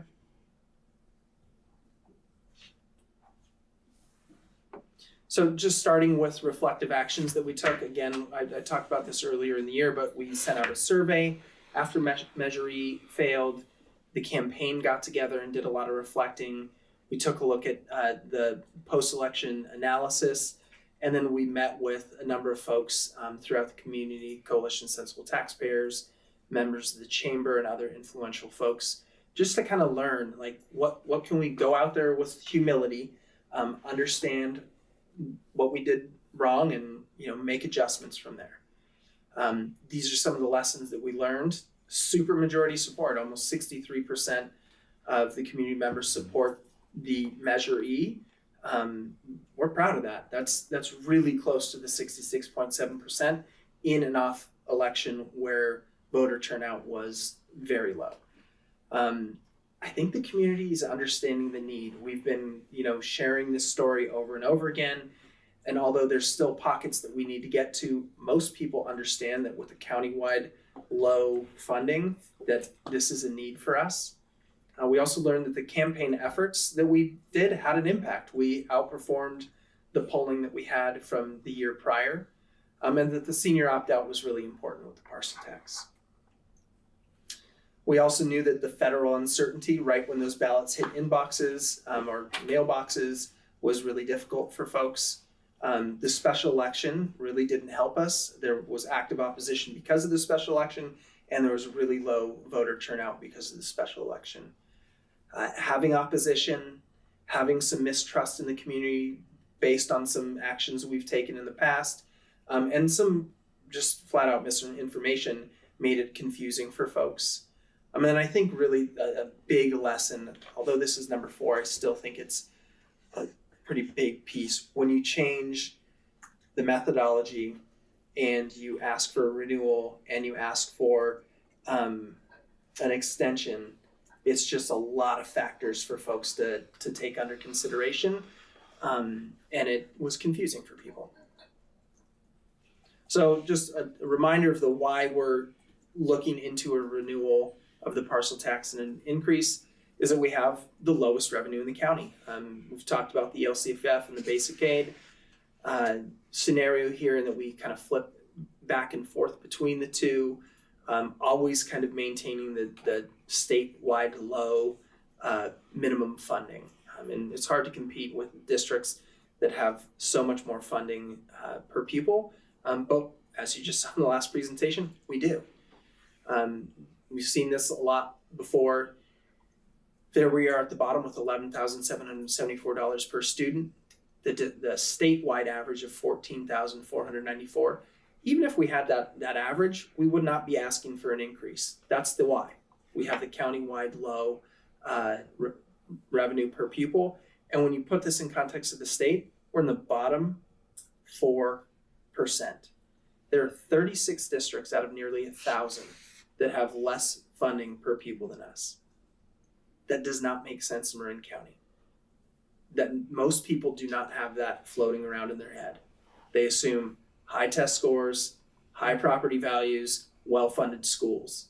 It's hard to understand, but that's actually exactly the problem. In addition, when we try to augment that, we're kind of conservative on our current parcel tax with a little bit lower number, a slightly lower inflation rate, and a slightly shorter term. So we could be a little bit more in alignment with our colleagues that are kind of funded in a similar way in order to bridge that gap. That's a really good slide. Yeah, I think it's an important one for folks to see. Absolutely. The result of that countywide low funding is that we have countywide low pay for our teachers. When you see this first part right down here for the starting teacher salary, it's hard to attract a teacher with that salary, given there's lots of other districts in the county that they could go to and get better pay. And it's hard to retain people when at the back end of our salary schedule, we're falling behind even further. So it's both a problem for attracting and retaining talent.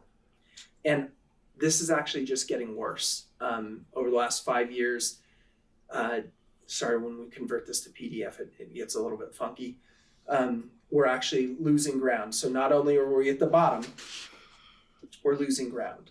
That's a real big concern. In addition to attracting and retaining talent, we're having to cut student programs. Last year, this was kind of our plan B if Measure E didn't pass. We were going to cut $500,000, potentially deeper, and we were going to consider having stagnant salaries. And everything that is highlighted in yellow, we actually executed on based on our plan B. So we've got 2 plan Bs moving forward. If something doesn't pass in June of 2026, we have to go deeper into our student programs. Elective programs at middle school, counseling services, certificated PE, intervention programs, which we just highlighted how important those are to student outcomes. And potentially transitioning TK to half a day. If you remember the stories of Mill Valley last year around their TK program shutting down, that was pretty dramatic and difficult, and now they're asking parents to foot the bill. This is not the kind of community that would support that. So these are real cuts for students. That's all we have left. One thing I said earlier this week was that when you think about having essentially the minimum state funding, you're talking about a teacher, a custodian, front office admin, and a principal. Nothing more. That's what that funding gets you. Right now, we're offering a lot more than that. We have robust art and music programs. We've got intervention programs. We have wonderful schools that serve students in a myriad of ways with the lowest funding essentially in the state. We can't continue to do that if a parcel tax isn't renewed or increased in June of 2026. And if it doesn't happen in November, it's even more dire. Potential school closures, probably 2 school closures. And if you think about the geographics, you probably want a school in the west side of town and a school on the east side of town, and schools that are in the center of the town might need to be closed down. We'll still see salary stagnation. And then, honestly, if there's no parcel tax, state receivership is around the corner, somewhere between 6 and 18 months out. This is real. This is plan B. I think state receivership is a long shot, but it is something we need to consider. It is not a dream. It's something we need to stare in the face, and I think that's something folks need to truly understand. What is the line into state receivership? It would be essentially that we couldn't fund our schools. It's at the point that you actually run out of money, and so that would happen as soon as we stop receiving our parcel tax revenues, which would be November 28.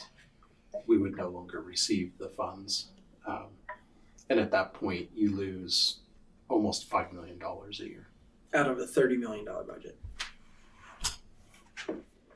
So our schools rely on local funding, and our community's been generous for over 30 years with supporting schools. It's been an investment in the community. It's been an investment in their property values and the investment in the future. We saw that earlier in this meeting, right? That is the investment we're talking about, those kids. So knowing all this, knowing the why, knowing the reflections that we had after Measure E, we wanted to engage the community a little bit deeper this year prior to bringing something to the board. So in September, we hosted 2 town halls. In October, we had 2 working group meetings. For the next few months, we're going to continue to tell this story, engage the community, meet with people, share the data. And then in February, we'll bring a decision to you all about what you want to do moving forward, what timeline, structure, amount, all of that. So first, I want to start by thanking the members of the working group. They really dug in. Some of them are here in the audience. These are the names. There are a few people on there that were both either invited or signed up, but because of the dates, weren't able to attend, but gave me feedback in some other way, whether it was through email or, having coffee with me. But all these folks have kind of played a really important role in workshopping some important ideas. So through the town halls, there were basically 5 different structures that were floated. These are the 5. I'll focus on the bottom 2 in red. One thing that we considered was, hey, Measure E almost passed. Why not just run it again? And And then the other one was having two separate measures. One, a measure A renewal of just a straight renewal, and a measure B that's a per parcel increase. So two separate measures, you'd have to vote on both of them. One might pass, both might pass, neither might pass. Both of those were eliminated for different reasons. Measure E was eliminated because it was like, listen, we heard from the community, we need to make some changes, not drastic changes, but we do need to make some changes based on what the community told us. The other one was a little sticky. Some people were in favor of it, some people weren't, but we just felt like it was a little risky to have two separate things because we kind of need an increase. I mean, it's clear, kind of is not the right word I should be using there.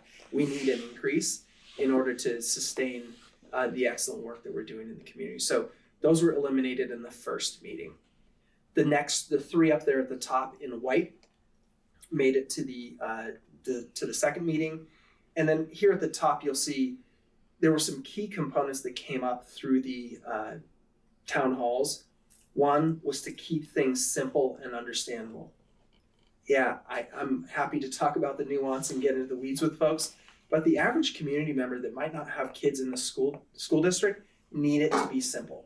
They're busy, they're working, or they're retired. They don't really know what's going on in the school, so they need it to be pretty, short and simple for them to understand. We need to make the ballot language crystal clear. I think that was a critique of Measure E. It needs to be on a statewide election. That was a critique of Measure E. And then, consider we don't need to make drastic changes because the data we just got from the community was very close to a yes. So these two options were considered, and each got 6 votes from the committee on the second meeting. There's a per square foot with a cap, so essentially Measure E, but with a cap. That was a big part of the feedback that we got. I floated a 10,000 square foot cap because that's what our consultants had talked about last year. That would have your tax right at about $5,800. And there was another one that was a combination of methodologies. So similar to that one that got eliminated in the first meeting, but on one measure. So one vote instead of 2 votes. It's a straight renewal with a per square foot addition. We thought the cap was a good idea and maybe lowering the cap because 10,000 square feet is really large and that's mostly businesses, not very many homeowners. The renewal increase is very clear in that second one. With the 2, it's 20 cents per square foot. It's very clear that it is a change in the amount. We liked that. And we thought the cap was important. We didn't like these, maybe I shouldn't say we, but the committee thought these were maybe not ideal because it's a lot of complexity. You even saw it in the meetings. When table talks were talking about these things, people didn't talk about the flat tax very often because it was just like simple to understand. There wasn't much to critique. But these ones, we went around and around with options and other things. And it was really clear that even with these most engaged families, it's still very complex. The cap, the farther down you bring that cap, the higher you have to have the square foot. So this idea of equity, having smaller homeowners pay less and larger homeowners pay more, really starts to go away when that cap gets too low. So that was kind of something we were a little bit uncomfortable with. And there was comments too about losing revenue because on an unimproved parcel right now, they pay $720. In this methodology, they pay $95. So you're actually losing out on, one of the members says, about $500,000 by having this unimproved parcel. So these two options were still kind of on the table, but they each got 6 votes. The top consideration had 16 votes. So crystal clear again that this is kind of the front runner from the group. And essentially this is a kind of keeping the same thing we have, but an increase. So that I think is one of the top things that makes this a strong contender, is that it's essentially the same thing that the community's been saying yes to for 30 years. It is a flat tax with a reasonable term and a reasonable inflation rate. Simplicity on this one is pretty simple. It's pretty straightforward, and again, it's very similar to what we already have. And there's not much change here, really. You could potentially not change the term. Right now we have an 8-year term. You could change the 10-year term to an 8-year term. The inflation rate's already 3%. Our opt-outs are 65 plus SSI and SSDI. So really the only thing you're changing is the increase amount. You're doing a renewal and an increase amount. So very easy to understand here. There were questions around how much do you really need? Chris and I have kind of gone back and forth and talked about this in 100 different ways, and we think that somewhere a total tax of between $1,100 and $1,500 is the right number. Now the question is, what can we get a vote of yes on? I think $1,500 is probably too high for our community. If Measure E was right at about $1,200 and almost got yes, then I think the target's got to be somewhere in that zone. $1,200 is $458 increase. I mean, just that first bullet. We pay $1,238 for our garbage. Okay. Mm-hmm. Yeah. I mean that's if that's true across everybody's tax bill, that's a great comparison. Yeah. And I think that's why there was some advocacy from members of the team to say, like, we should be asking for $1,500 or more. And although I agree, it would help us pay our teachers what they deserve. It would help us improve our programs for our students, would be able to offer more for our kids. There are a lot of residents that $1,500 would clearly be too much. So we've got to find a happy medium about in the zone of what our need is and in the zone of what our community can afford. That affordability is an important thing for us to consider. We had considered some other inflation rates. I think the committee was kind of like 3% pretty good, but we could go to 4. That's just another change if you add that in there, but that's something you all can consider. And then there was interest in keeping the term actually between 8 and 9 years rather than the 10. So that was kind of the top consideration. My next step is to work with we need to get some new polling, and we'll talk about this in another item later in the meeting. We have old polling from, I think, 2024, which that's a different context, different time. We kind of have quote unquote polling from Measure E, but we need to kind of go out and get fresh data from folks. And that might help us understand some of these factors. So I'm basically looking for direction from the board tonight. Do we want to poll just this? Do we want to consider these other options? And within this, what are the things that we want to test? Do we want to change the term? Do we want to change the inflation rate? Or do we really just want to focus on the amount of the change?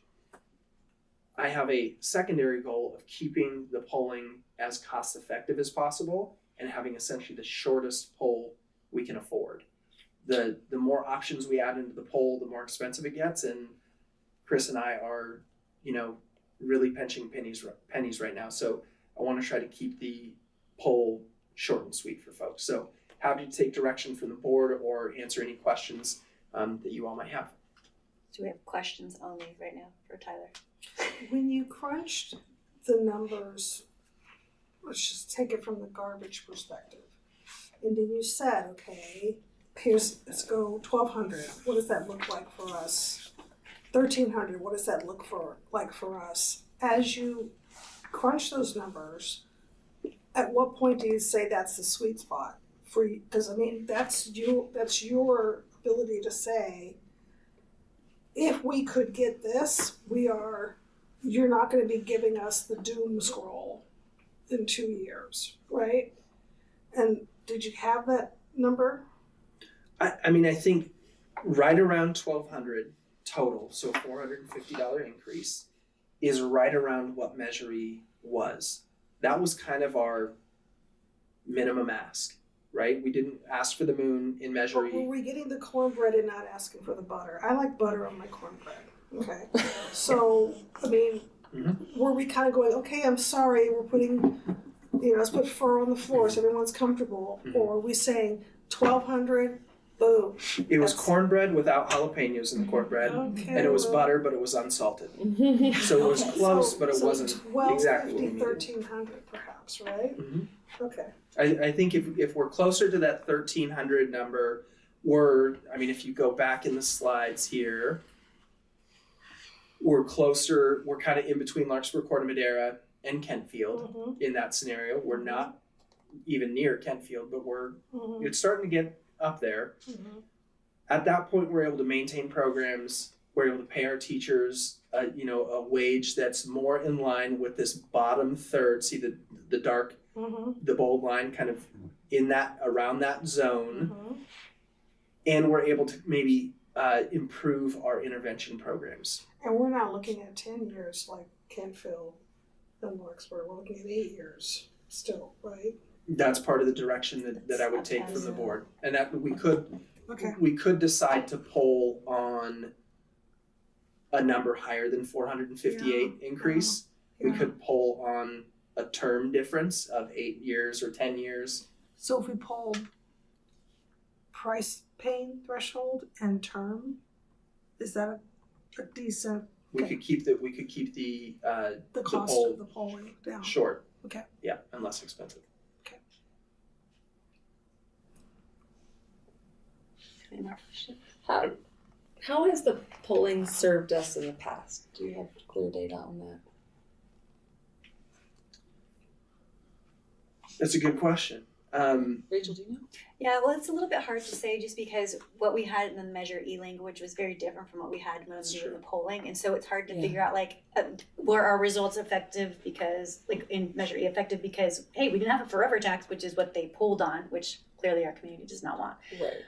And so it's hard to say, it was the big swing and the difference from 55% to up to 63 almost. Was that because of the forever tax, or was it because people really want to support our schools? Or, so it's hard to gauge a little bit. But that's that, because the language is huge so delta. different from what ended up on the ballot language. So for that one, it's hard to tell. In the past, though, when they've done it, it's been quite a long time. But when they have done it in the distant past, it was similar. Similar outcomes to what they had polled. It does seem to me like polling is absolutely worth it, so we can get this passed. No conversation. Question. Oh right, yeah. Sorry. Question. Questions. My question. I don't know. So how does the typical term length impact people's thoughts? So 8 to 9 years or 10. I don't know. Do people have enough an opinion on that?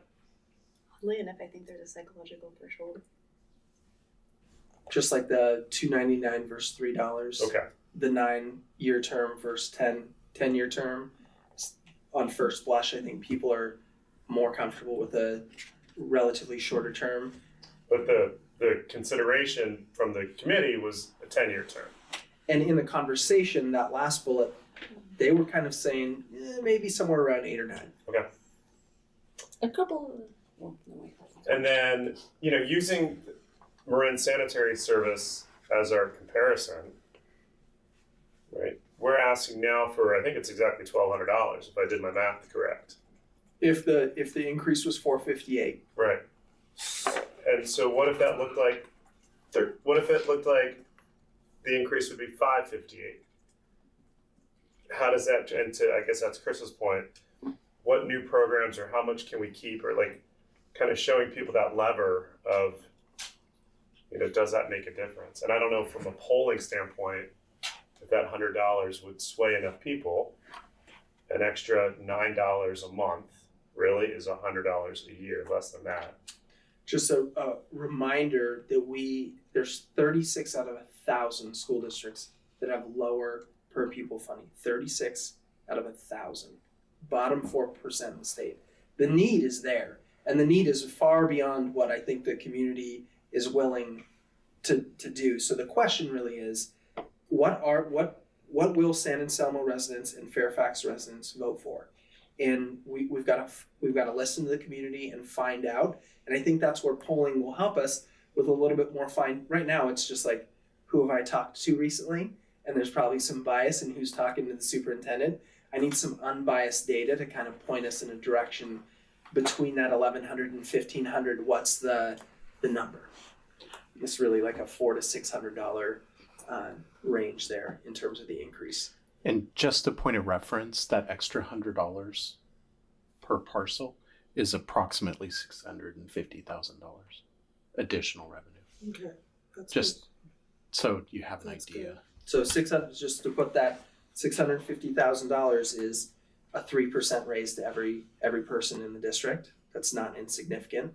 It's also intervention teaching, like doubling our intervention. So like 600,000 goes a very long way, whether we're talking about student programs or attracting and retaining talent. Right. So $100 could be a big difference for a community member to pay, and it could have a huge impact. So it's really about finding that sweet spot with the community.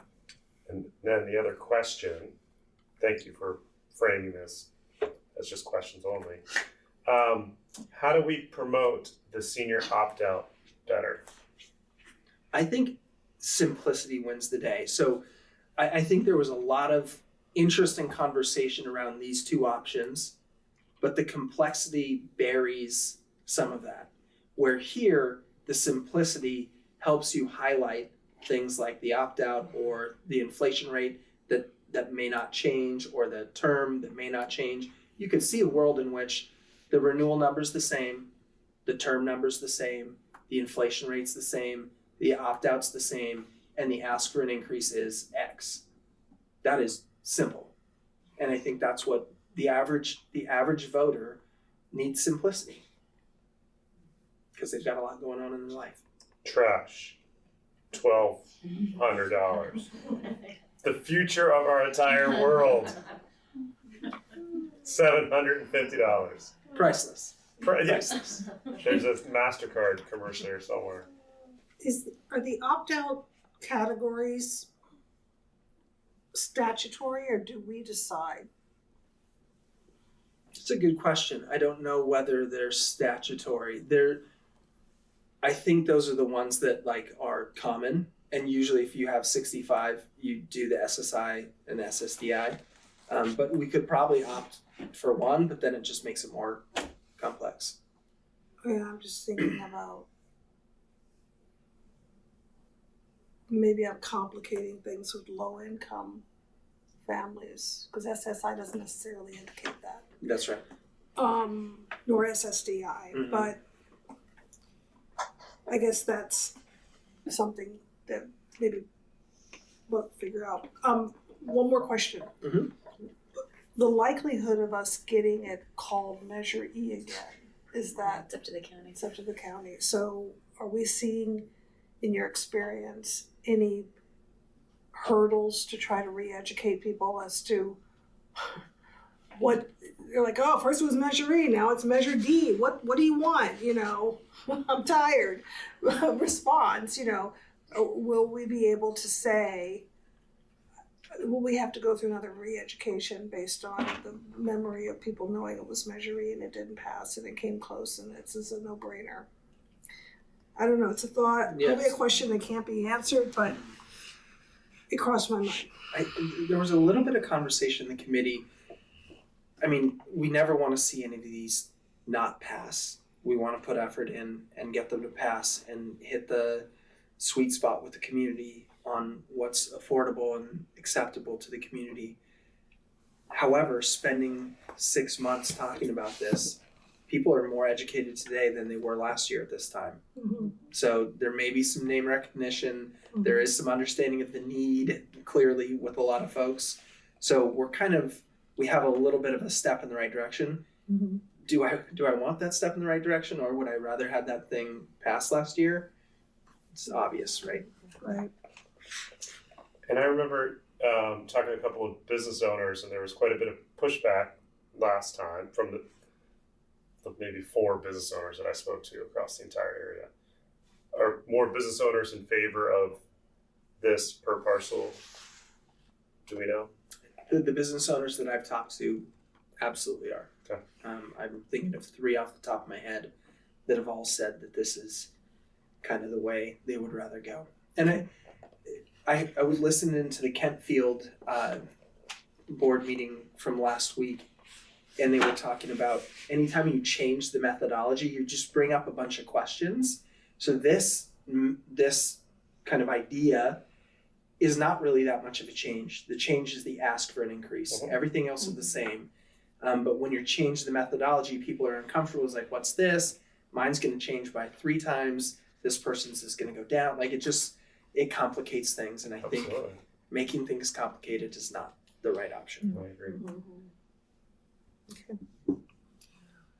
Any more questions? All right, do we have public comment on this item?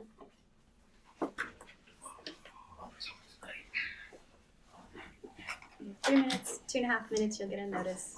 Never gonna need it all. Peter Berg, parent of Wade Thomas Elementary. Tyler, thank you for listening and actually putting forth the actual dire situation we're in, where this is going. State conservatorship would be extremely detrimental to the county, and I applaud you for hearing that and putting it forward. In terms of the 2 considerations, for what it's worth, quite literally every homeowner I talked to was against the per parcel increase, largely because, they felt penalized. Is it ideal that the wealthier pay more? Should they, pay their fair share? 100%. Are they going to vote for it? Not if they want to keep affording that big house. They're going to stick with what's, simple, easy, fair, the least they have to pay. So spreading that out, making a flat rate, that's going to be effective. That's what's going to work. It's not ideal, but we're not in a situation where we can go for what's ideal. I have quite a lot to say on terms of the polling and what that's worth and kind of where that's coming from, but that's a different topic. But for this is KISS. Keep it simple, smarty pants.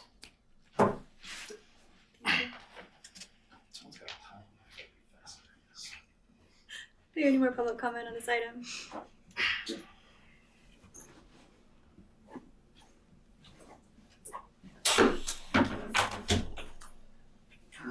PJ Pfeffer, Manor Parent. Thank you, Tyler. I think that was a very good summary of the meetings that we had. Except on one point, it was not my impression that the general consensus was to stick at 3% inflation. I think a lot of people found it compelling that has been the rate, and that means that our parcel tax has increased at like 11% less than inflation over the term since 2018. So, we're losing money to CPI at 3%. And at least the people that my table on the first day, which was when I had like a full table, largely were skeptical that the 3 versus 4 versus 5 would move the needle in terms of yes or no votes. I'm gonna avoid my polling specific comments. Tyler, I think you mentioned the point about having the lower rate for unimproved parcels being like around $500,000. So I went back, and that information came from the January 8th meeting. The Team Civex presenter said that there's about 900 of those parcels, so that was like $544,000 doing that drop. And in that same presentation, he also mentioned that there's only 30 parcels in the district that are over 10,000 square feet. So if you want, if a big thing that made people anxious about the per square footage calculation was that there's no cap. People's imaginations run wild with how much their tax could be. That's a threshold that you can drop in and not affect the amounts too much. I think you had some basic calculations in our meetings about how much that would go. I do think, I like the mix because the people I was speaking to in Fairfax were happy to find out, a lot of them, that their tax would have been going down with Measure E, and they very much understood why is it that the Sleepy Hollow house is paying the same rate as like apartment. That I think that's compelling, and I think one other thing I disagreed with was the description of the district being generous with its parcel tax over its history, and that the district is so far below their per $1,000 of median income spending, local spending on K-12 education. It's shocking how far off base we are.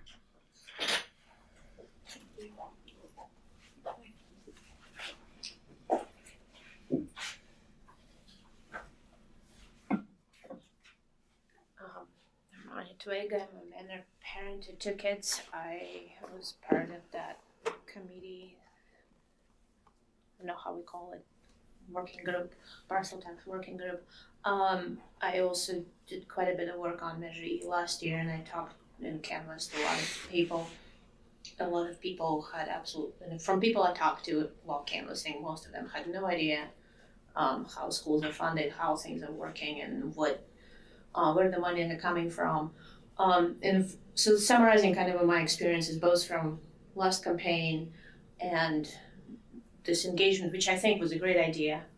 I wish there were more people that would come out to these things and not kind of in the same group. But I do still think it was amazing to put it out there in the community and give them an opportunity to be engaged at the informational level before it becomes a ballot and all that. I would suggest to keep it simple as we can in terms of ability to explain that to the average voter that may or may not have kids in the district. Most don't. And we learned last year, I think, that confusing and making things complicated, making it that one neighbor gonna pay double to the next neighbor, that just didn't work. We went through that, and I think we should really take that lesson seriously, that simple is the way to go, especially when we think about having to reach all these people that aren't connected to our district anyway, don't have any kids in school. Like, well, my neighbor is 82 and another people 89. They don't have any of those details. I don't think they want any of those details. And so being able to like have it that, it's just straightforward and simple is the way to go.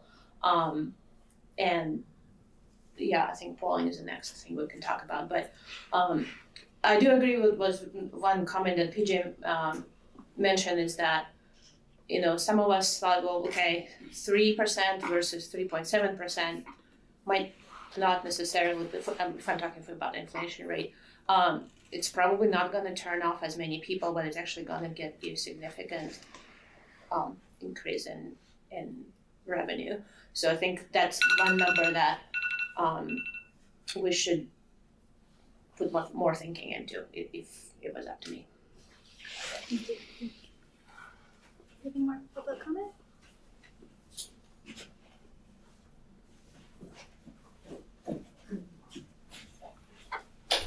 Jenny Wright, CSEA Secretary. Just wanted to thank the board for your tireless and thoughtful efforts on this measure.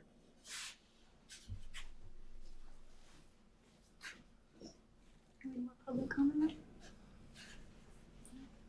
Okay. If there's no more public comment, I will bring it back up to us for discussion. Are you looking for direction here? Yeah, we can talk a little bit about direction on polling, and then the next agenda item. Yeah. If you want to talk about it then, or Yeah, I think the polling agenda item is really about the contract. But so, I mean, if you gave direction now, and if folks wanted to make public comment about the polling at the next agenda item, I think that's fine. Okay.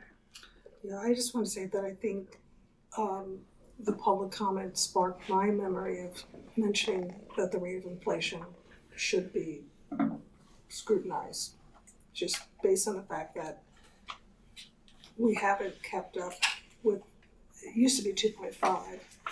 We haven't kept up with that, and that we should consider putting a little more meat on the bone there, so that we're not left behind again. 8 years, whatever time frame we choose, we have to really make sure that we code it with the ability to keep up with the cost of living. The table groups that I was in, when I was on the working group, the comments that some of the other people at the table with me were relating to the inflation rate. We're saying like a shorter term and a higher inflation rate, because then we can reassess it and see what we need later. Like when our enrollment continues to go up like we expect, and you know, when our property taxes continue to go up, like, so we can kind of, it's a shorter term. We'll have a little more time to evaluate like where we are at, and then renew it again, and maybe we can adjust it down like we did this last time in 2018. Right, and I think the demographics will change too with the ownership of homes, especially with those who will age out of ownership, and new people will start to move in. I think that we are looking at the potential to revisit it and have some better ability to navigate those numbers. So yeah, I like that. It's just a reminder too that back in 2018 when we put Measure E at the time up, we changed the inflation rate from 4% to 3%. So this parcel tax historically has been at 4%. So just something to consider. That makes sense. Yeah, it seems that, I mean, of course, the more revenue, the better. But I just question if changing that will confuse people. It's like something else that we have to justify why we're changing it. It's just, I mean, it needs more marketing, right? Like the more things we change, the more things we have to market. And while I think it's great, let's go back to 4%. It's just something I think we need to really think about if that's going to hurt our chances. And we're not talking about the polling, but that would be a good thing for polling. Okay. So what are we talking about now? We can talk about polling. I think I'm asking for direction on polling. Like what things we are curious about changing here. Let's and then poll 3 versus 4. And if you decide not to approve the polling, then this would be a moot conversation, and it's something that we think about when we come to the point where we need to decide on putting something on a ballot. So I agree, polling, let's poll 3 versus 4, right, inflation. But then also, what about the per parcel increase? And I'm not a price guy, but what if we had like polled 449 increase, keep it below the 450 threshold, but then also 549? Agreed. Right? So it's like we're giving, if that's another $600,000 in revenue, maybe 459 gets us still at garbage. And 549 gets us better than garbage. I'm not a marketer, and there's probably other people that can use that, a better way of saying that. But those two numbers, 449 and 459, maybe has that numerical, like, it's not $10, it's $9.99. So you're interested in looking at like increasing the amount of the ask. Yes, well, I guess lowering it, 449 and 549 would be the two things I would go out to. I'm curious. Yes. Yeah. I mean, it's compelling to not have to go to the bare minimum. Absolutely. Like let's start at 549 and see what people say with that in the polls for sure. And the polling will give you all data. I mean, none of this is concrete, right? Like we're not voting on a parcel tax measure. Right. We are only talking about polling to get more data, so then in February you all can actually make an informed decision about what structure, what amount, and when you put something on the ballot. Yes. I think so. Yeah, the more data we have, the better. So a 3-channel poll is gonna not cost a lot of money, right? So you're talking about like the rate that we're asking for with The the increase in inflationary the rate, term. the amount increase, and I think that's it. It's two I think channels. it's those two things. We're not we're gonna keep the term at 10 years, or? I mean, that's something that we don't have to poll about, do we? Term is interesting because, the other districts, right, a couple of them have 10. Yep. Can fill And- the first one. One has 12. But is 9? I mean, to Right, is me, that gonna I'm move like, in- right, is right, that- the marketing 9 versus 10. I mean, I don't. Well, I mean, if people are asking us to go out on Keep the statewide poll simple. elections, it means you're gonna have to do it on an Because even that'll give basis. us clearer data. That'll give Right. us cleaner data. That's a to good go on. point. If you So start 8 or getting- 10 doesn't matter really. I don't It think just we means should you have to go out 2 years before whenever the, Yeah. the 8-year or 10-year mark. I'll do 2 10 then. Yeah. That's me. But Okay, so I'm hearing feedback, if the board approves the polling contract, that we're gonna keep the poll as short as possible to be as cost effective as possible and really focus on the amount of the increase and the inflation rate. Is that accurate? I think that's right. Yes. Okay. Alright. Great. Yeah. We need people to participate in that polling. So did we talk about item 3 and are we No, looking to? we're still in item 2. I was gonna Okay. move us to item 3 right now, which Okay. is approve contract with Godby Research to conduct a parcel tax measure feasibility survey. So I'm bringing this to the board, and this is just a contract approval. It's pretty standard. We've worked with Godby in the past. Godby works with a number of districts around the county. I shared with them our fiscal situation and asked for the cheapest possible option so we can continue to be fiscally responsible. And that's what I'm bringing to you all for approval tonight. Okay. How much? I believe that it is, he's trying to keep it under, right around $27,000. Kind of depends on what the length is that he makes based on this feedback that you've given. So I think the shortest possible one is right around 27,000. Okay. We had them last time too, right? Mhm. What did we pay Yeah. them last time? Do you remember? It's about the same. About the same? It says 28 here. 28, yeah. So the difference between a 12-minute and 18-minute is, a couple $1,000s. Mm-hmm. And that is kind of budget dust, but Chris and I are in between the cushions looking at budget dust right now. Okay. All right. So is this going to make us eat beans for dinner for a week? Top ramen. Top ramen and beans, or? I think we're rice and beans for the rest of the year, and keeping it as cheap as possible is the Okay. right move. Okay. Okay. Any other questions? So nothing won't happen because of this. No, we're not going to cut a program because of this We're point. not gonna. Like, Chris.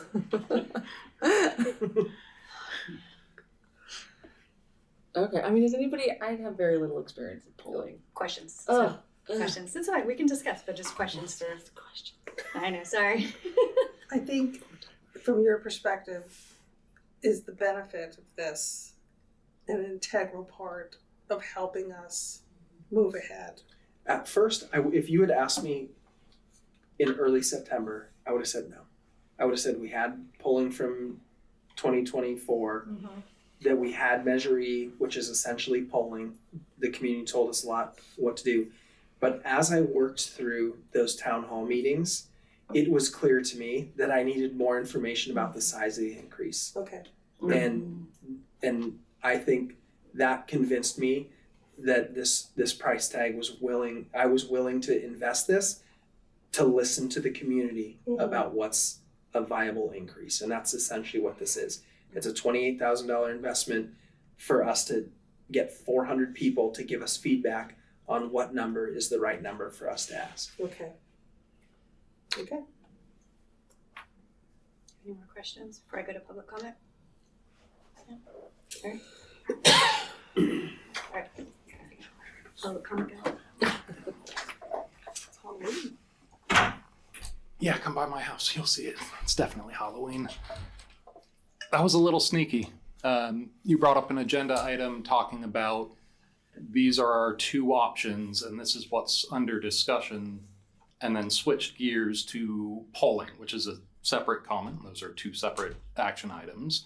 When the cost people call out and say, hey, you're being sneaky, this is one of those instances. This is one of those things where you change gears and people can't comment. That being said, let's move on to the polling. Approximately $30,000 for 400 people.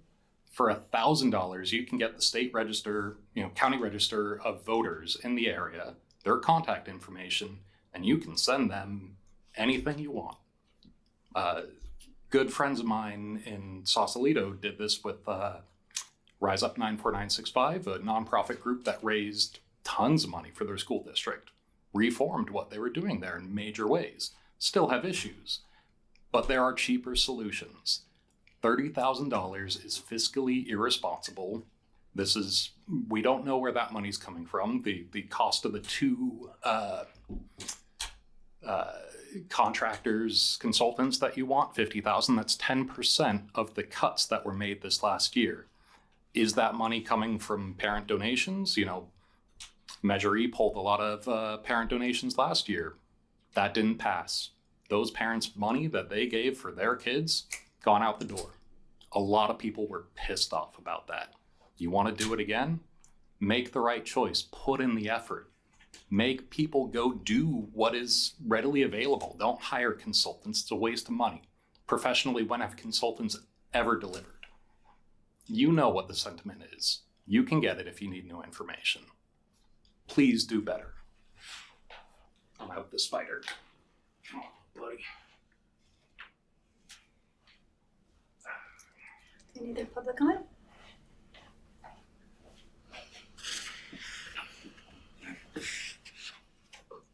I guess one thing I was only going to say is that 400, not counting like how much money it is, but 400, so that the contract says it's mostly 400 responses. That's about 2.1% of our registered voters. And so my concern would be, well, I don't know how they choose those 400, I don't know, but is that a good representation of our community? In other words, is that how good of that data is? And that would be one, I guess, most significant thing I would think about in terms of this particular polling contract, and whether we could get, because that 400 is really not very many responses, but when you think about 18,452 registered votes we have, but that's just kind of what stood out to me about that contract. I want to be clear too that I'm open to hearing public comment about what's to poll in this comment. Even though we talked about it in the last one, it's still relevant under this item. And I believe I said that before we went to this item. Any more public comment?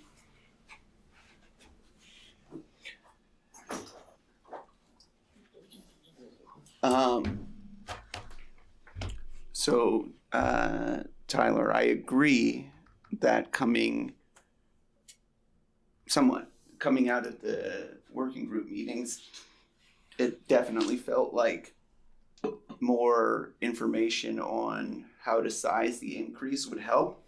But I am skeptical that we'd get that from polling, and I think you'd certainly want to consider the final questions before approving anything, because if you get we're trying to do it as efficiently as possible, you get 6 questions, and one question is, would you be in favor of a inflation rate at 3%, 4%, 5%?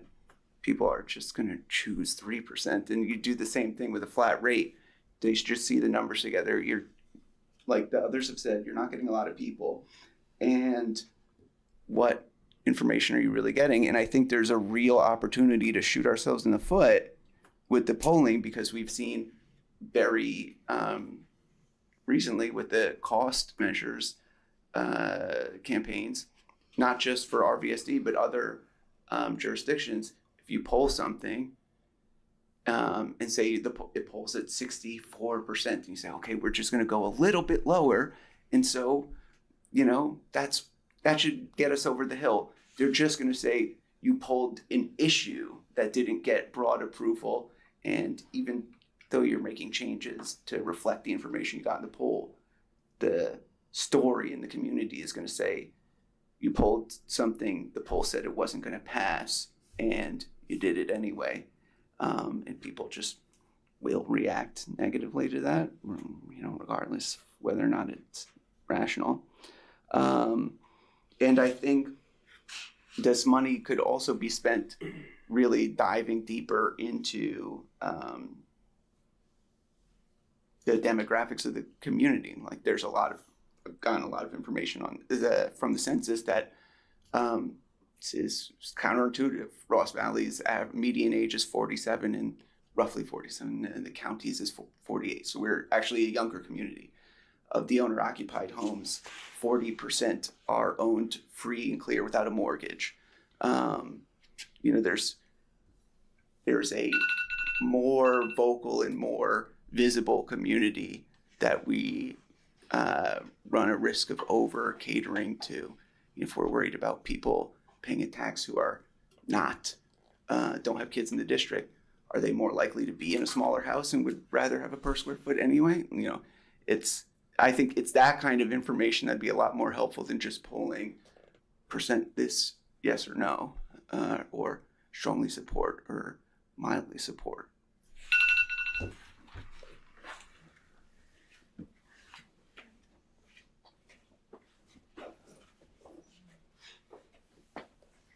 Hello.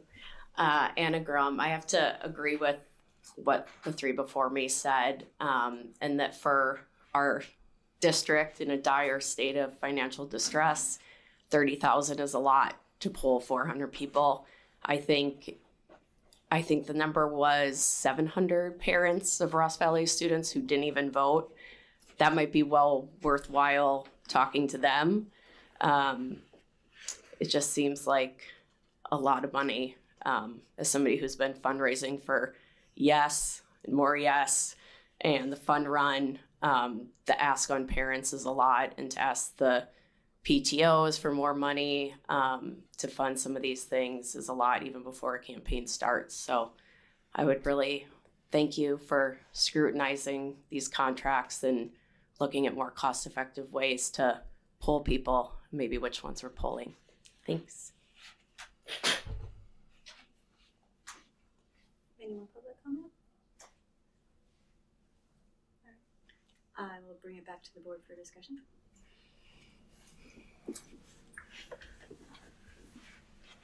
$27,000 is not nothing. And I feel like I don't have enough information. I don't have a clear grasp on how effective it's going to be. I'm concerned that it wouldn't give us really the information that the concrete, black and white. Like, I feel like it could just be gray, and that's not helpful. It'll be worse if I do it. We're modeling what other districts have done in similar situations, and all that across they the have area. engaged this specific research company, because they do it all for the districts, to ensure that whatever data they gathered, and I understand that the populations that they've looked at are the same as well, 400 to 500 people. So that's their boilerplate. They are going out to all members of the community. Okay. The response rate is I remember. extremely That's right. low. So they're able to capture, it's just the capture of response. That's right. And I guess my question is to, we're not just saying, yeah, let's get a pollster to figure out like how people feel. This is a data-driven approach that has worked for measures that have failed before, to find out how they can tweak. Okay, that's the part that I need to understand is correct, that I'm thinking about this correctly. Because when they came in last time, they didn't just reach out for to people. They reached out to everybody, and the captured one just happened to be 18,000. Think of all the times Yeah. you've had a text message or phone call Ignore. from someone asking for Ignore. 5 minutes of your time. Exactly. 99% of the time, or 100% of the time, you hang up or you don't Right. respond. And that is the exact same thing that happens here. It's the same thing when I send out a survey to our families. It's the same thing when I put out a survey on Nextdoor. Right. The capture rate is abysmally low. Right. I hear you, Anna, about $27,000 not being small change, especially given where we are. And it's kind of like, do you invest the money to ensure that you have success to get the money you need, right? Precisely. And I'm a finance person, so I understand the risk, but the outcome of success has to be quantified enough for the effort to indicate that the results are what we need. And so putting that amount of money, which is what percent? A very small percent of our revenues. Can you just throw that out to me? And I'm sorry that this is my brain, this is what I do for a living. So, you have to understand the risk and the output, and we're modeling that. 0.1% of our total budget. 0.1%. Of the total budget. 0.1% to get. And this is not coming from PTAs. This is coming from unrestricted dollars Exactly, not from the from district. parents. It's not From coming the from district, parents. yes. It's our unrestricted dollars. That's right. The point one, okay, which is small, to achieve that $650,000. To me, that quantifies a sensible approach, especially if we're modeling what other districts have done to achieve this and have effectively used that data, right? Okay. May Go ahead. I was gonna say in a previous school district I was in, 2 years ago, we used Godby also, and we passed a parcel tax. The following year, we passed a bond measure very successfully. Using Godby. Knowing the data. Yeah, I understand that they are the ones to really help you make the right decisions. I just want to make sure that money, we're not looking at 5%. But I think if you just rise up above this conversation that we're having right now, that's the financial situation this district is in. Mhm. We're sitting here arm wrestling about 1/10 of a percent of the overall budget. Right. And we all have big feelings about that. Right. In a normal business, you're not worried about 1/10 of a percent of your total budget. That is an easy decision, especially if the return could potentially be $30 million over $27 million over 8 or 9 years. My concern is it's not a guarantee. You're talking about it like it's a guarantee. I want to see the data. I want Godby to give us that data from other schools.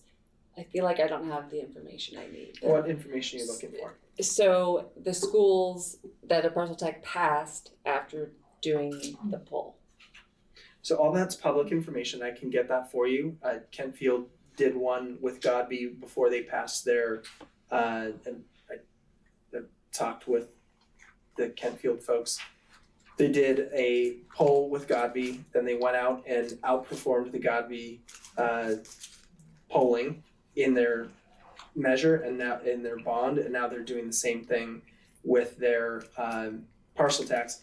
And their data's coming back at mid 70 to high 70% on their information, which gave their board the information to say, okay, we can increase our already almost $1,900 parcel tax by another $100.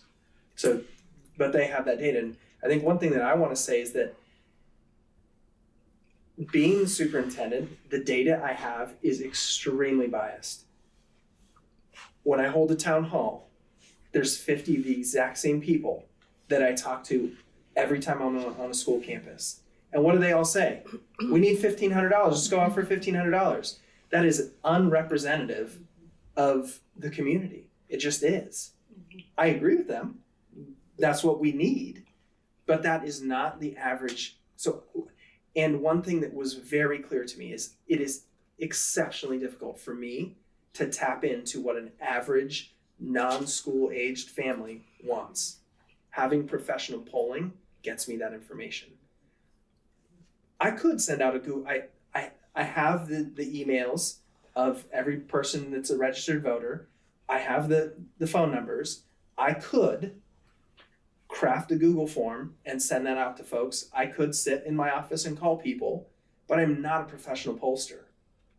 I don't have the time or the expertise to get real data that's representative of our community. And I agree, 400 people out of 18,000 is not as representative as we would like, but the alternative is nothing. Alternative is the conversations I've had in the parcel tax working group and the town halls, or a Google form that I put together and send out to the community. And this district has used Godby in the past, even prior to this last time.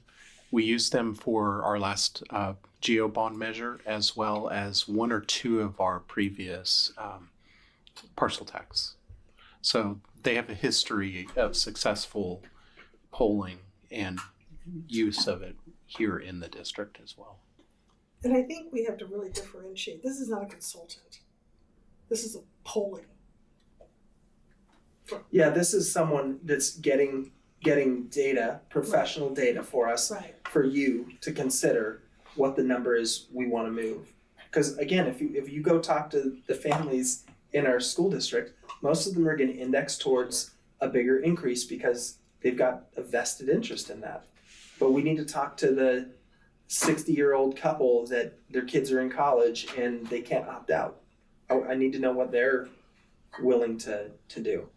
And it's very difficult for me to get a hold of that person. Right. And of those 400 people, the demographic is self-selects. So we reach out to whoever we can, and then it's self-selecting responses. But they understand that the integrity of the data underlying the responses is an indicator of bias as well, which is something that I don't think we have the ability to do ourselves, is to understand that the bias within the actual response population. And I think that's what they're trained to do. So they can say, well, here's the data, this is what 400 people say. I don't think it's that linear. I think it's a little more layered in terms of the information we'll get to be able to base our decisions. But if we can get that specific, because I appreciate the public comments, right? Like, it's a lot of money, right? You just said earlier, you and Chris have been arm wrestling for $17,000, right? $17 an hour. $17 an hour. I would like to know who's winning those arm wrestling then, just if there's any like injuries or anything. But, so that's you guys, everybody's aware of that. Mm-hmm. And if the conversation we had earlier, if we ask for $449 or $549, that's an extra $600,000 that comes back into our district. So we would be potentially leaving a lot of money on the table if there is an appetite for more. Right. Okay. Or if the delta is 10% in the negative, we know not to go that route. Right. Because we need a yes. If we don't get a yes, it is closing schools time. Correct. So we have to have the best data we can get. okay. So I'm not a polling expert. So how do we? This goes to the public comment about how it's framed. So in the polling, I mean, if there's given options, I'm always going to say the lower number. Well, that's actually not true. I wouldn't, but that's because I believe it strongly, and this is where our taxes should go. But I think a lot of people, if they're given the options, would you choose $449 or $549? A lot of people are like, oh, well, they only need $449, so I'm just going to select that option. So how is it worded? How is it framed? Or it's not worded. Would you choose 550, 450, or 400? Right. Because the bias would always be 400. Exactly. So how is it? They use professional polling strategies to get at that. And I won't go into the weeds of it, but they're professional pollsters and they use strategies to get accurate information, understand what the yes is by asking a series of specific questions. And if I say it specifically out, then everybody. Yeah, gotcha. And then they tend to do it in a situation where they'll ask it with this ballot language, would you support this measure? It's like, would you support it for these reasons? And then based on that, it's like, if you don't support it, then it's like, would you support this one? And it's like a lower amount. Yes. And so I think that's how they generally do it, but Right. it's along those lines in the ones that I've seen. Yeah. No, I mean, I absolutely. And that's where like the actual real pollster that's a professional that does this for a living is very different than my Google form. We could get more information with my Google form. There's no doubt about it. And it would be. They will be like, sure, let's buy a Lamborghini. I'm sorry. I just think that there is bias when I am the gatherer of information. Absolutely. And I think that's why when asked the question earlier, do I think we need this? If you had asked me in early September, I would have said no. That's why I asked. Yeah. I would have said no. I would have said no. We're not spending the $30,000. I've got a good sense based on Measure E. And then as I talked to more people in the community, I was like, oh no. Some people are reaching for the moon and some people are like, don't ask for anything. Don't just do a straight renewal. Yeah. And that started to give me like, okay, I need way more information than I have right now. And that's what this is in my mind. I do agree. I mean, with Measure E, the parent population is such a small population of our community, of the 18,000 people, and we needed that. I mean, then and we need it now of everybody else outside of our parent and guardians. So we can vote on this tonight. Okay. And we would get polling data by December 17th to consider, which would give us more time to engage the community, have conversations before you needed to vote in February. Or June. For if June would be the earliest, which February would be the earliest you would be able to vote. If it was in November, we could push it out further. We could also push this item to the next meeting in November, which means we probably wouldn't get polling data until January or almost February. And you won't be here. You can vote on this in November without me here. I have confidence that you'll be prepared to make that vote. It just pushes out the polling, and then to one of the public speakers' comments is we're basically getting the data, making the decision right away. And I think the sneaky argument is when we back up the data with the decision immediately.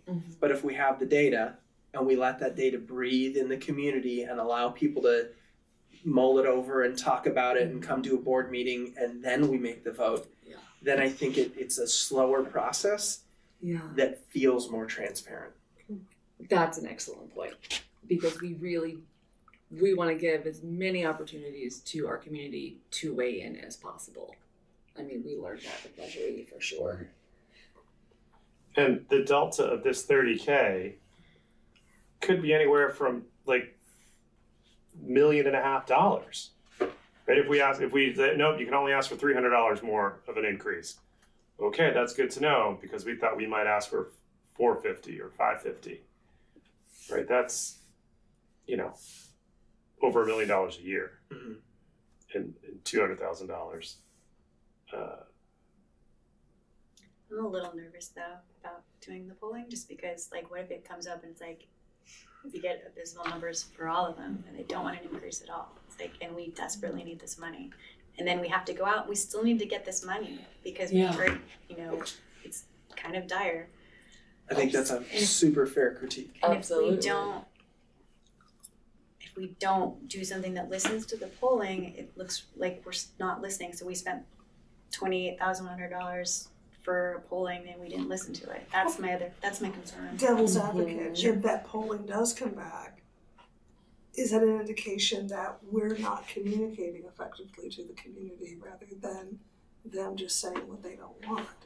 Because that's a trigger to us that we need to be more communicative about what these numbers mean, why we're asking for these amounts of money. Because the polling's not gonna say, hey, you pay garbage this, would you pay this, right? We have that ability. And that, you're right, so the polling could tell us, one, what's the appetite for the amount of the increase, right? Or the inflation rate, which is two things that you're interested in hearing about. But it could also give us some data to say, you're really close, you just need to do some more like information before you vote on this. Right. That could, if the number's 63%, you know you're close with that, and you're just gonna, your campaign's gonna have to be a little bit more engaged and knock a few more doors. Well, I think that's probably one of the mistakes. One of the things we learned from mistakes, the polling numbers were not positive for Measure E. And I remember them saying it was quite a big delta, whatever. I don't remember the exact numbers, but was it 55 to 60? I was like, oh, 55 is not bad. The guy's like, proved them wrong. that's a big gulf. Forever tax off of They it. took the forever tax off because they polled it and told us that. So I don't know.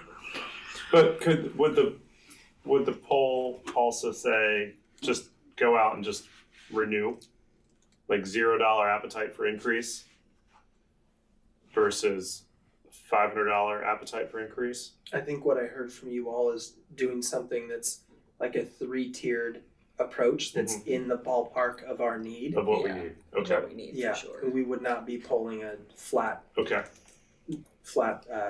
renewal. Right, that's plan Z. I appreciate the public comment about fiscal responsibility because we could have put this on consent agenda and just moved on. We made a specific decision to put this on discussion action to allow public comment to have this conversation because $30,000, although it's 0.1%, in our context is real money.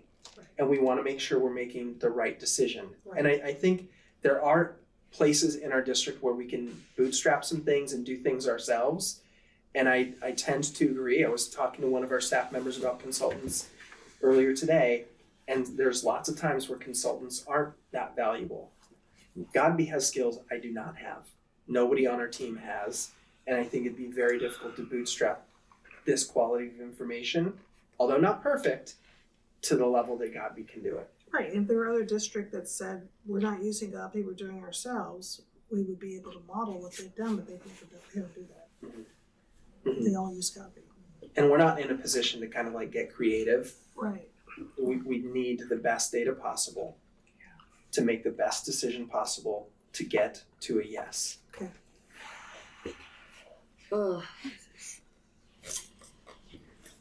I know, I wish there were, I appreciate how much time we're putting into this on the front end, like before putting something on the ballot. These discussions, I do wish there were more people here in this room right now. Because I just, I don't know what other people want. And I do want to know what they want. Again, a $30,000, $28,000 cost now for polling numbers. That could be more clear if we can earn an extra $600,000. That to me is a no-brainer. I hear you, but there's no guarantee. Totally. I mean, no guarantee that that's going to get us the information we want. But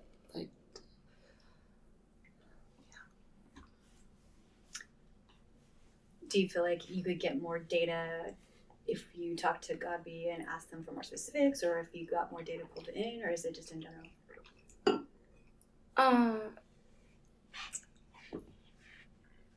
Yeah, I mean, so for Godby, of the 400 people, it is an event, like a. They reach out to a broad spectrum of people. Right, but of the people that respond. They just stop when it hits 400. Yeah. No, I And mean, they reach out to high propensity likely voters. Yeah. People that vote in, multiple elections. They're not gonna call the person who hasn't voted since '86. Right. Yeah. And that's a number, 400 is an accurate number for the size of our district. Like, what's the, They did 402 for us last year, or 2 years ago. say that again? They talked at 402 people in our district last time they did this. Yeah. 400 people is more than almost any survey that I've ever had in this district. I think that when I reached out about technology use was the one time that I got more. I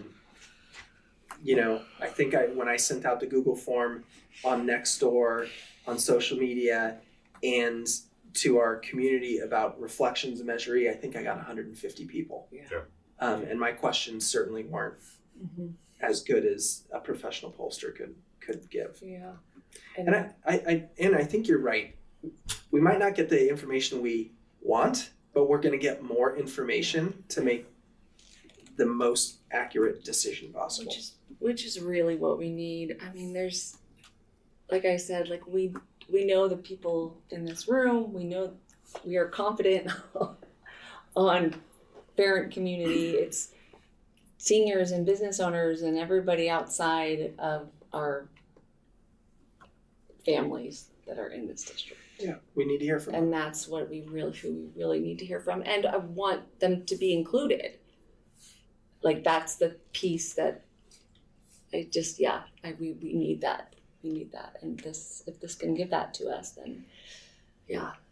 Chris, did you have something you wanted to add? I was just going to say that the TAM district also used Godby for their polling recently. And as an example, as a community member, I received a call from them to participate in their poll. So that's just an example of the type of high propensity voter that they would reach out to, somebody like me. And Mill Valley just used Godby to do their polling for an upcoming parcel tax that they're considering. So. Okay.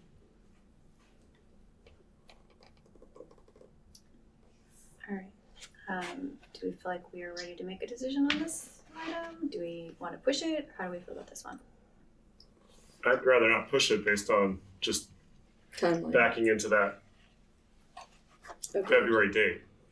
Right? That doesn't feel, I like the idea of if we were to move forward with this, people have many weeks to sit on it, to talk about it, and to kind of come up with what is that ask. And I'm happy to do other engagements with the community. I feel like the town halls, although I was very proud to have 40 and 50 people at those meetings, I thought that was a wonderful turnout. 40 and 50 people out of 18,000 is like a needle in a haystack. So this gives us an opportunity to really cast a broader net than I'm able to do, or that I've been able to do. And we recognize the amount, which is why we've asked for the cheapest possible one. We want the special. What's one special? Mm-hmm.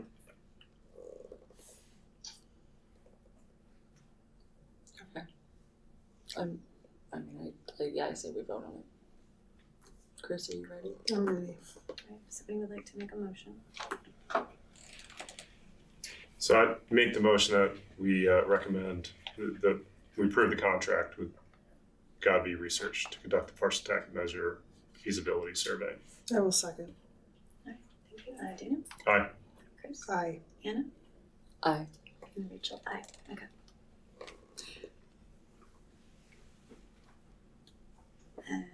And you have a meeting? Yeah, and I'm happy to have conversations with other members of the community about other ways I can engage folks and get information from folks. I offer all the time to get coffee with anyone that's willing to share their feedback. So, aside from this, I'm always willing to listen to folks that have feedback for us. And our next item is to approve the contract with Team Civics to provide consulting services and informational flyer for a parcel tax measure. So this would be mostly engaging with Team Civics on an informational campaign paid for by the district between now and the time you all vote to put something on the ballot. So this is informational communication, so social media, messaging from me, and mailers. The cost of this is, I think, $9,500. The cost of mailers through Team Civics is another $9,000 a piece. I talked with Team Civics and said we can do it cheaper, almost 60% or 40% of the cost that they can do it. So I need their consultation on how to do the wording and what to do and some of that.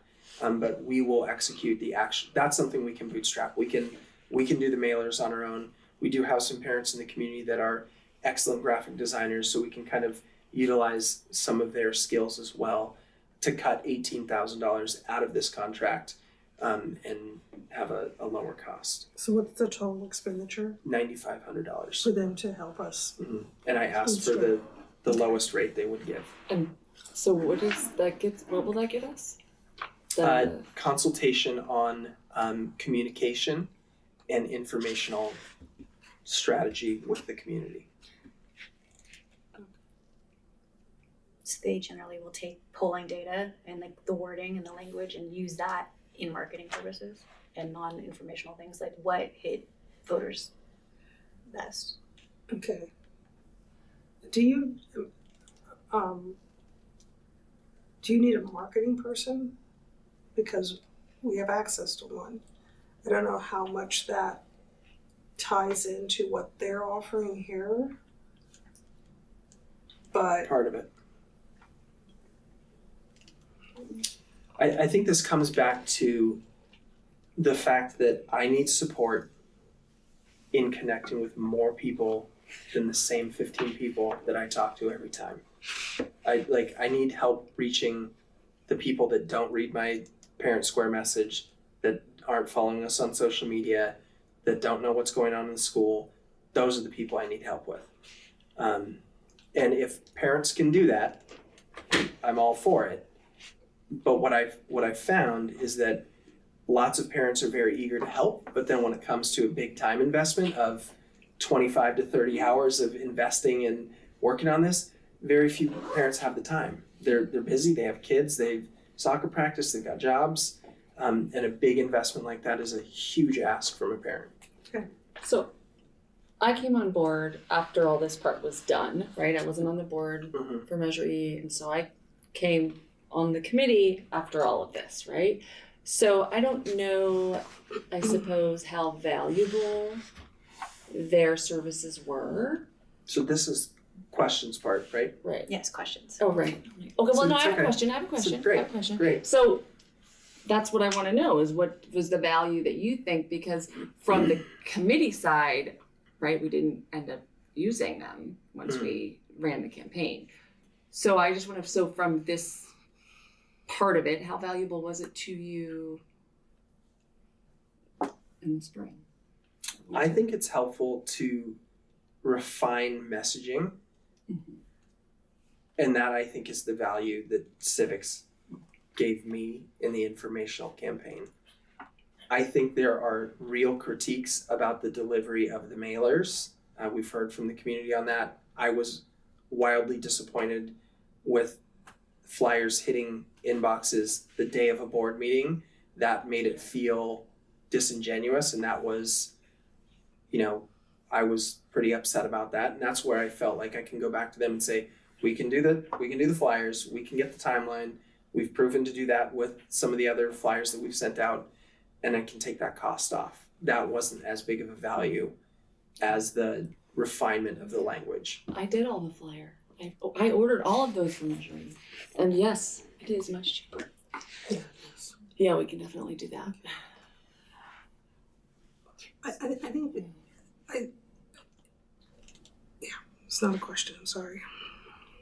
My question for you. They're so hard. My question for you is, I know that when this is done in Team Civics works with an attorney to make sure that we're not sending anything out that's like pushing anything. It's more like informational, strictly informational. And I know that we hit criticism last time from certain parties saying that like we were using public resources to forward an idea of something. We don't have anything on a ballot right now. There is no initiative.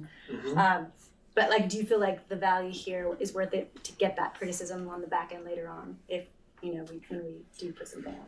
I feel like running things by a professional group that does this for a living to say, is this legal? Can I say this? Is this informational or is it advocacy? Because I think some people can read some of the stuff that I put out in that gray zone. When I talk about closing schools, is that advocacy? No, it's actually part of the consideration that we're taking. That's a fact. And I need to run that by experts that know the law better than I do. And I'm not, remember, oftentimes superintendents are like former teachers. I'm a second grade teacher. I'm not a professional pollster. I'm not a professional communications major. I'm a second grade teacher who's kind of worked his way up to where I'm at today. So there are times where I need support. And this is, in my mind, I don't need support with the $18,000 of flyers, but I do need support in some refinement of the messaging. Or I need a handful of very committed parents that are going to step up and work hand in hand with me to get it done and tell me whether things are legal or not. And you can't just use the information that they gave you already. Probably not. I mean, it's right. Well, most of their information that they gave you last time was based on the polling we had done with Godby, right? Yep, it was based on the old polling and the structure that we were using. So they would really start helping us in earnest after December 17th when we receive polling data.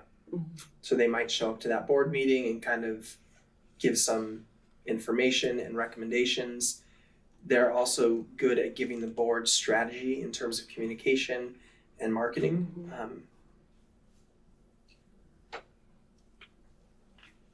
we have any more questions?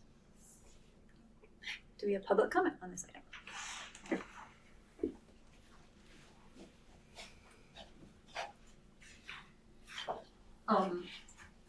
I appreciate that you remembered the fiasco and absolute failure of the mailer. It was in this contract, so I really definitely want to make sure that everyone remembers how that public hearing note came after the public hearing for a lot of houses.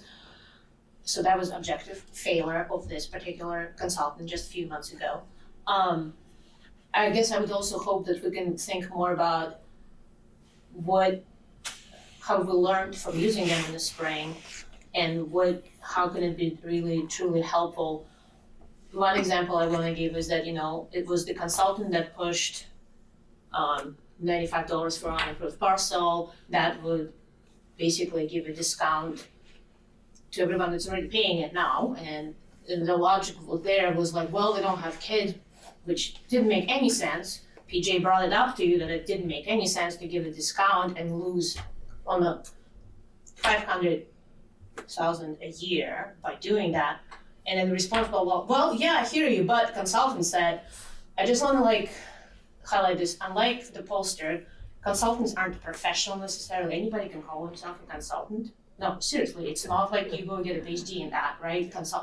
And it was a very objective failure with the mailer that this particular consultant wouldn't even own. They were not really straightforward about it.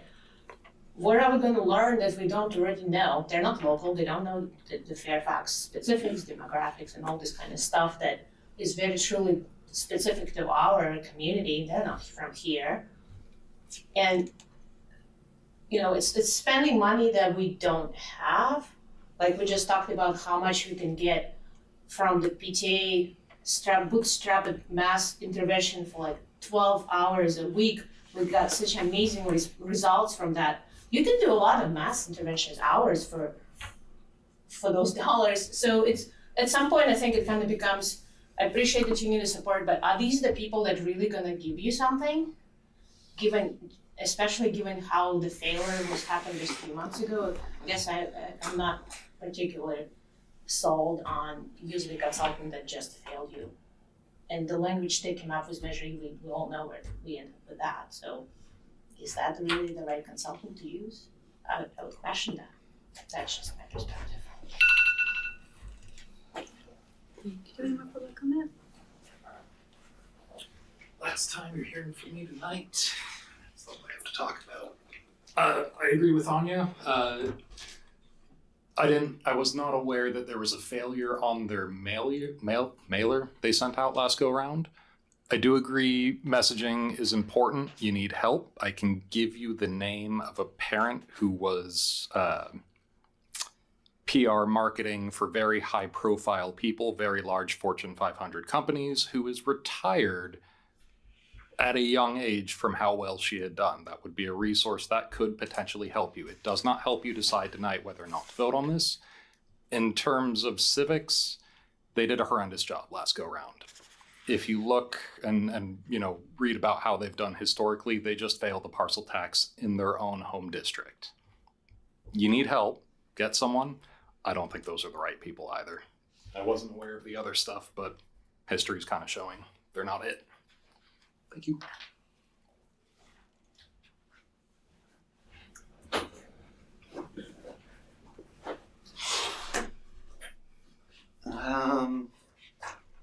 Yeah, I think, sort of similar to the last item.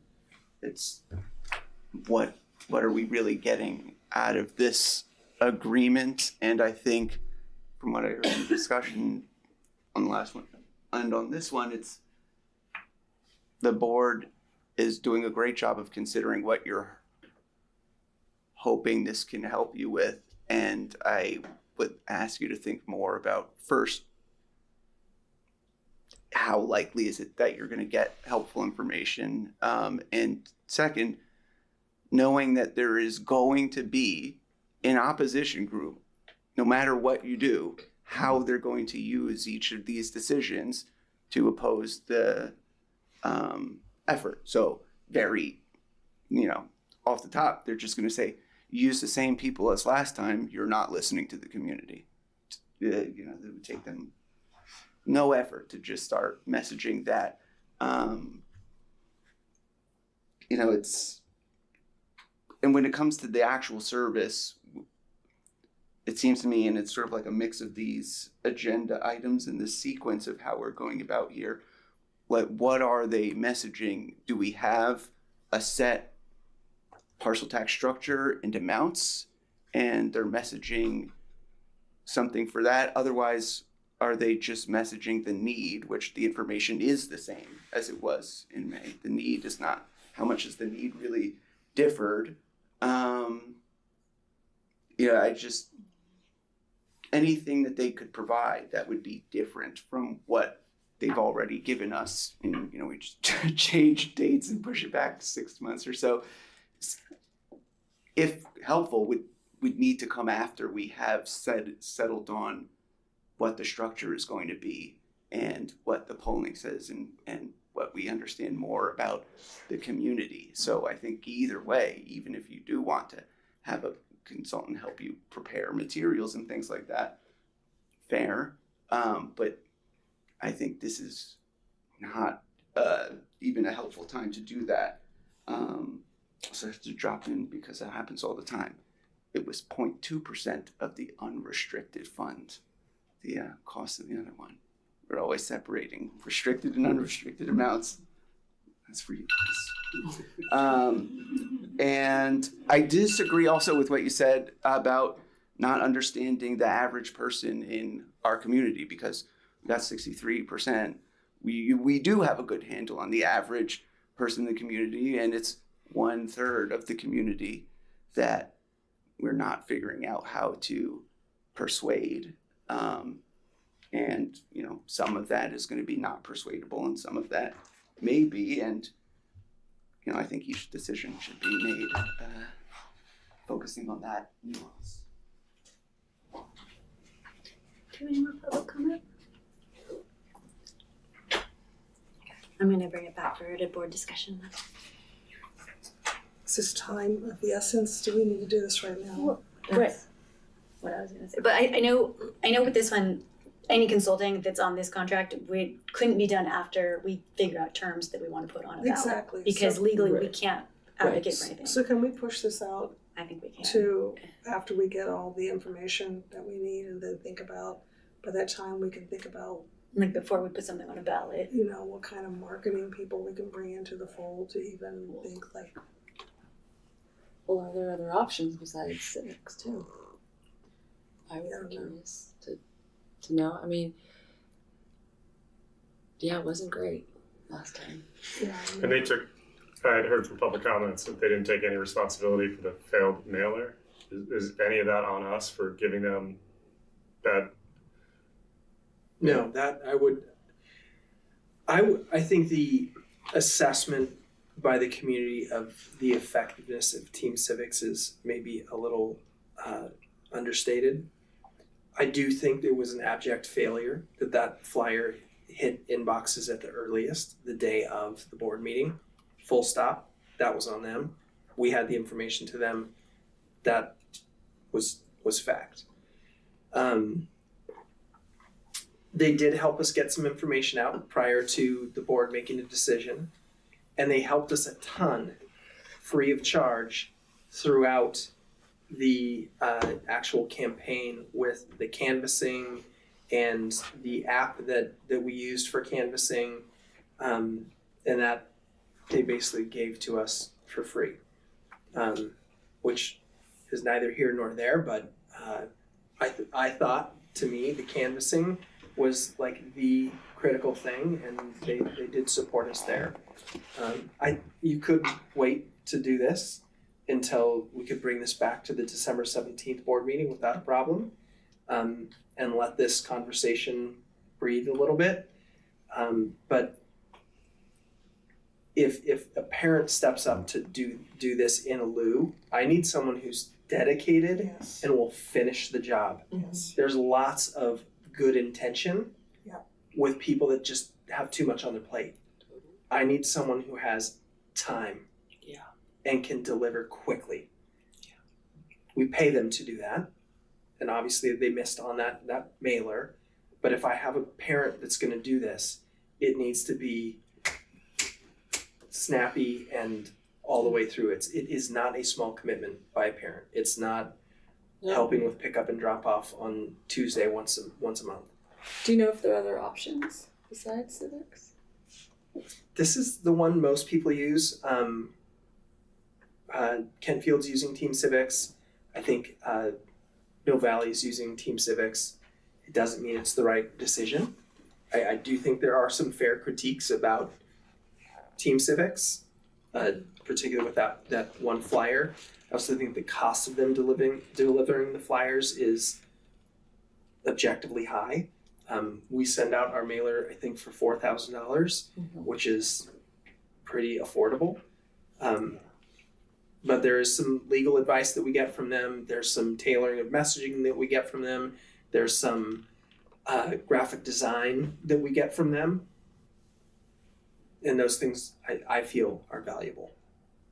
Unless I had a team of parents that could help me with, professional messaging and graphic design. Then you have to manage those people. Mm-hmm. Yes. And that'd be volunteers, and managing volunteers is very different than Yes, managing it is. someone who's working for us. Yes, it is. So I love the idea of parent volunteers, and you know me, I'm wide open to that. I love working with our parent community. It just, on this thing that's this serious, I think I would like to table this until next meeting, but I would like to see their competitor. I would like to see how much does it cost for another, what else, who else is out there besides Team Civics? Well, also, I guess that if we tabled it for a month, or our next meeting, it would give committee members a chance to connect and commit. We did I just sent myself a note to help. we did have people who helped on Measure E who were professionals who did commit a significant amount of time and were very responsive to getting things done. So I know there are people out there. It's a matter of us finding them and them having the time to help with this. So do we need to make a motion to move that to the next or if there's a future board? we just don't have to take action on this item. All right. Are we all good pushing this? Feels like the right thing to, and that's not pushing anything back because we're not gonna have the data before. Kick the can and see what we have. Just to see if we have people who are willing in our community. I mean, And if in these two contracts, there's one of the two I feel like we can utilize strengths in our community and one that we cannot. Yes. And I think you've already made the decision on the one we can't. I believe in team civics. I think they can do a better job than they did last time. I think they can be helpful. But if something emerges between now and the November meeting or the December meeting, then, you know, I'm all ears. Is there a way to negotiate them down further based on their mess up? I think that I was just trying to look through my email. I think their original cost is $15,000. And they lowered it to $9,000 for us because of our financial situation last year, and they're offering us that reduced rate again this year. But I mean, on top of, that's our financial situation, but their mistake. But they may have thrown in all the polling services to, hey, sorry, we messed that up. Here's some free polling services. You said they were very helpful. The canvassing. I think the canvassing stuff. campaign, I think they helped a lot is during that the why campaign. okay. And They didn't that's- explicitly say that, but they did offer what I would consider a pretty good amount of free service. They did. during They the definitely campaign. did. All right, okay, all right. So, I mean, I, like the public, was incensed that that flyer hit the day of, because I think one thing we're all trying to lead is through transparency and leading through with integrity, and that an action like that is neither. And I was furious, and I don't think, well, they're not going to do it again because we're going to do the flyers moving forward. I mean, I nailed the timing. I'm just gonna put that out there. And my good friend Teresa is also very good at that. Alright. Okay, so we're gonna not take action on item 4 on that contract, and we'll move to the next item, which is recommended approval to utilize Region 4 Education Service Center Omnia Partners Contract R241203 for digital workplace solutions with Kyocera document solutions for copiers throughout the district and copier leases with Kyocera. Yes. Take it away. So this is me, and so by approving this agenda item, this allows us to replace all of our aging copiers throughout the district. We have a number of them that are starting to fail due to age, and they're no longer have the parts. But another benefit of it is it would actually lower the cost by approximately $8,500. So it's kind of a win-win situation for us. We get new copiers at a lower cost. Does this what funding does this come from? These are our normal general fund dollars. Okay. And so it, a portion of it is from the district office, and then the remaining portions are from the site funds. So site general fund unrestricted dollars. As an example, Hidden Valley went without a copy machine for 3 days last week, and Teresa and I were running copies at Brookside for the Hidden Valley teachers on Thursday morning last week. So this is kind of needed. This is Yeah. I mean, Alright, do we have questions on this item? no. If Chris says, you know, it's a good I deal. think it's saving us money. Is this one of those piggyback things? Like a Yes. okay. I was gonna say it looked like that when I was reading through it, but I wanted to just Yeah, it was actually bid out by a group by a public entity in Texas, and then it goes through this other firm. But it's a publicly bid contract. Alright. Any questions? No. No more? Do we have any public comment on this item? No, copiers are not interesting. Okay, I will bring it back to the board, seeing no public comment. I will recommend approval to utilize Region 4 Education Service Center Omnia Partners contract for digital workforce solutions and Kyocera document solutions for copiers throughout the district and copier leases with Kyocera, and to allow for our superintendent not to run through and to give them there. Is it Manor or Hidden Valley? Hidden Valley. Yeah, Christy Fish was having Yes. I will second that. Yeah. Alright, thank you. Chris? Aye. Daniel? Aye. Hannah? Aye. Rachel? Aye. Thank you. Yeah. Alright, next item is consent actions. So we can approve these all in one action unless somebody would like to pull something out for discussion No, or pretty questioning. pretty straightforward. Yeah, they're pretty straightforward. Does anybody have any questions about any of these or want to pull anything? No? Do we have any public comment on consent actions?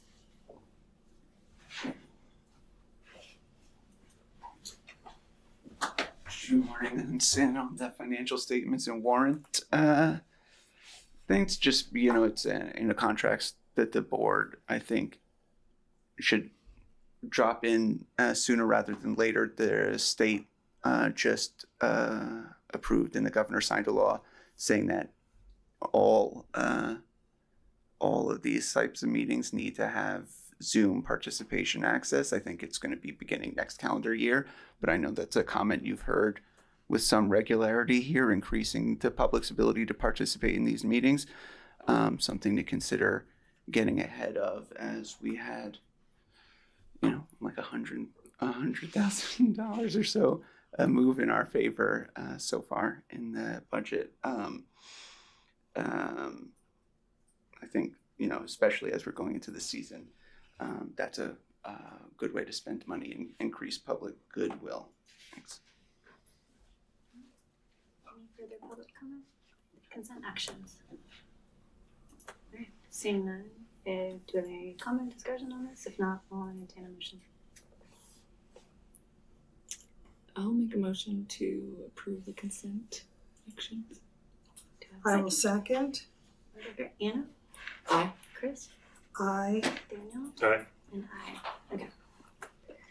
So, consent approved. Our next item is board business. I have committee updates and reports from and announcements by trustees. Last weekend, Brookside threw a lovely farmers market fall festival. Raised several $1,000s by Good Earth that donated pies, people buying pumpkins. It was a very successful event. And I just want to thank the parents that did that. We also had a great time at the White Hill barbecue. The music was exceptional. What was the dance troupe? Buddha dance group. Yeah, Yes. That was awesome. Really, I felt like it was a good turnout. I'm sure we could have always had more people there. The food was exceptional. Whoever does the barbecue, I think it's just a family. Just does it every year. It was great. It was an awesome event. Really cool. So it was really hard work, I think, for everybody that put it on. And they're always looking for more volunteers at White Hill, as I'm learning every day. Right. Hopefully the school dance will happen this weekend. I don't know if they get enough parent volunteers, but yeah, it's fascinating, right? First time on a middle school camp, they need parents. I would cancel. Yeah, you remember your high school dances? You need chaperones. They prefer the 6th grade parents to chaperone the 7th and 8th grade dance. Oh, that's right. Because I did it last year. Nobody wants their parents But there. you don't want your That parents. should have been a. I don't know if that was made clear to the 6th grade parents. Yeah, I chaperoned last year, and it's hard for the kids to have their parents Totally. there. Oh yeah. Yeah, Yeah, they don't want I would have stepped up, but I'm not gonna be that mom. Anyway, so the White Hill event was awesome. The Brookside event was great. Walker Creek last week for Brookside was fun. It was just a great event. Great time. Oh. Yeah, that's about it. Okay. I did not attend Yes Fest, but I did go to the board meeting this last week, and they raised a lot of money, $64,000. The goal was $50,000. And their current reporting is 40% towards their annual fundraising goal. And so it's going great. There is a Yes fundraiser turkey trot happening. I think it's going to go out Friday, I think, to the school-wide or district-wide. But so that's a fundraiser for Yes that some parents are putting on, which will be sweet. But yes, they are all exhausted. The entire board of Yes are exhausted, but all smiles. So let's see, I went to the MCSBA right? Had the breakfast with you two, and it was interesting. It's definitely so. It was AI was the topic, and I have a lot of questions, I guess, about our district, how things, what's going on there, like if we're making moves with policies and such. So I don't know when the last time that was brought up or what's going on, but we should, that's something that's been on my mind a little bit that we should, I guess I could save that for future topic, but so at some point we should discuss that at some point soon, I think. It also felt like a little bit of a pitch, but it was, I definitely want to go to those in the future. It was, do a little networking. It was nice. What else did I do? I did a Hidden Valley in a Manor facility walkthrough. I missed the other ones, but it was nice to see everything that we've, people talk about, especially like when community members show up and have concerns, and then, teachers kind of see it for myself. We certainly do have, not all schools are created equal with the facilities, for sure. There does definitely seem to be bigger problems at some than at others. But it was nice to just walk around and get the full spectrum tours there. What else? I went to the picnic. My daughter was in Buddha in the performance. And what's today? Oh, all the fun runs. Well, not all of them. 3 of them happened. 3 of the fun runs, right? There's still, what school did not have? Brookside didn't do theirs, right? But otherwise, the other schools happened on Friday, and I think the kids had fun, and they raised a lot. I think all the schools exceeded met their goals. Yeah, I think they all met their goals, which is fantastic. Yeah, a lot of tired, parent volunteers. Yeah. So thank you, parents. This is the first year I didn't volunteer at it. I just went and watched, and it was great. That's awesome. All right, so I made it to both parcel tax working group meetings, so that was really interesting. It was interesting just to see who was showing up to those groups. I went to the MCSBA meeting as well, the presentation. I'll mention that on the next topic later. Yeah. I went to the League of Women Voters Education and Library Committee meeting. A couple other trustees from other schools added me to this group. And so I suddenly found myself on a mailing list and invited to all these events. And so I went to their first meeting that they've had since they added me to this group. And it's a lot of people who are in the education world, former trustees, current trustees, and then League of Women Voters people. Somebody who is on there came to 2 of our parcel tax working group meetings, like the committee head chair.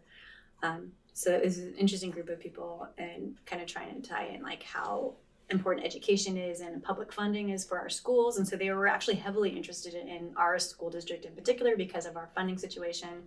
I think that they knew a little bit more than most people because they had a representative at our parcel tax working group meetings. But they were kind of just like holding us up as like, this is why we need more funding for public schools, and it like kind of like advocating at a federal level and state level for that sort of stuff. I went to the wellness committee meeting, which was lovely. We had students, parents, teachers, admin there. It was really productive.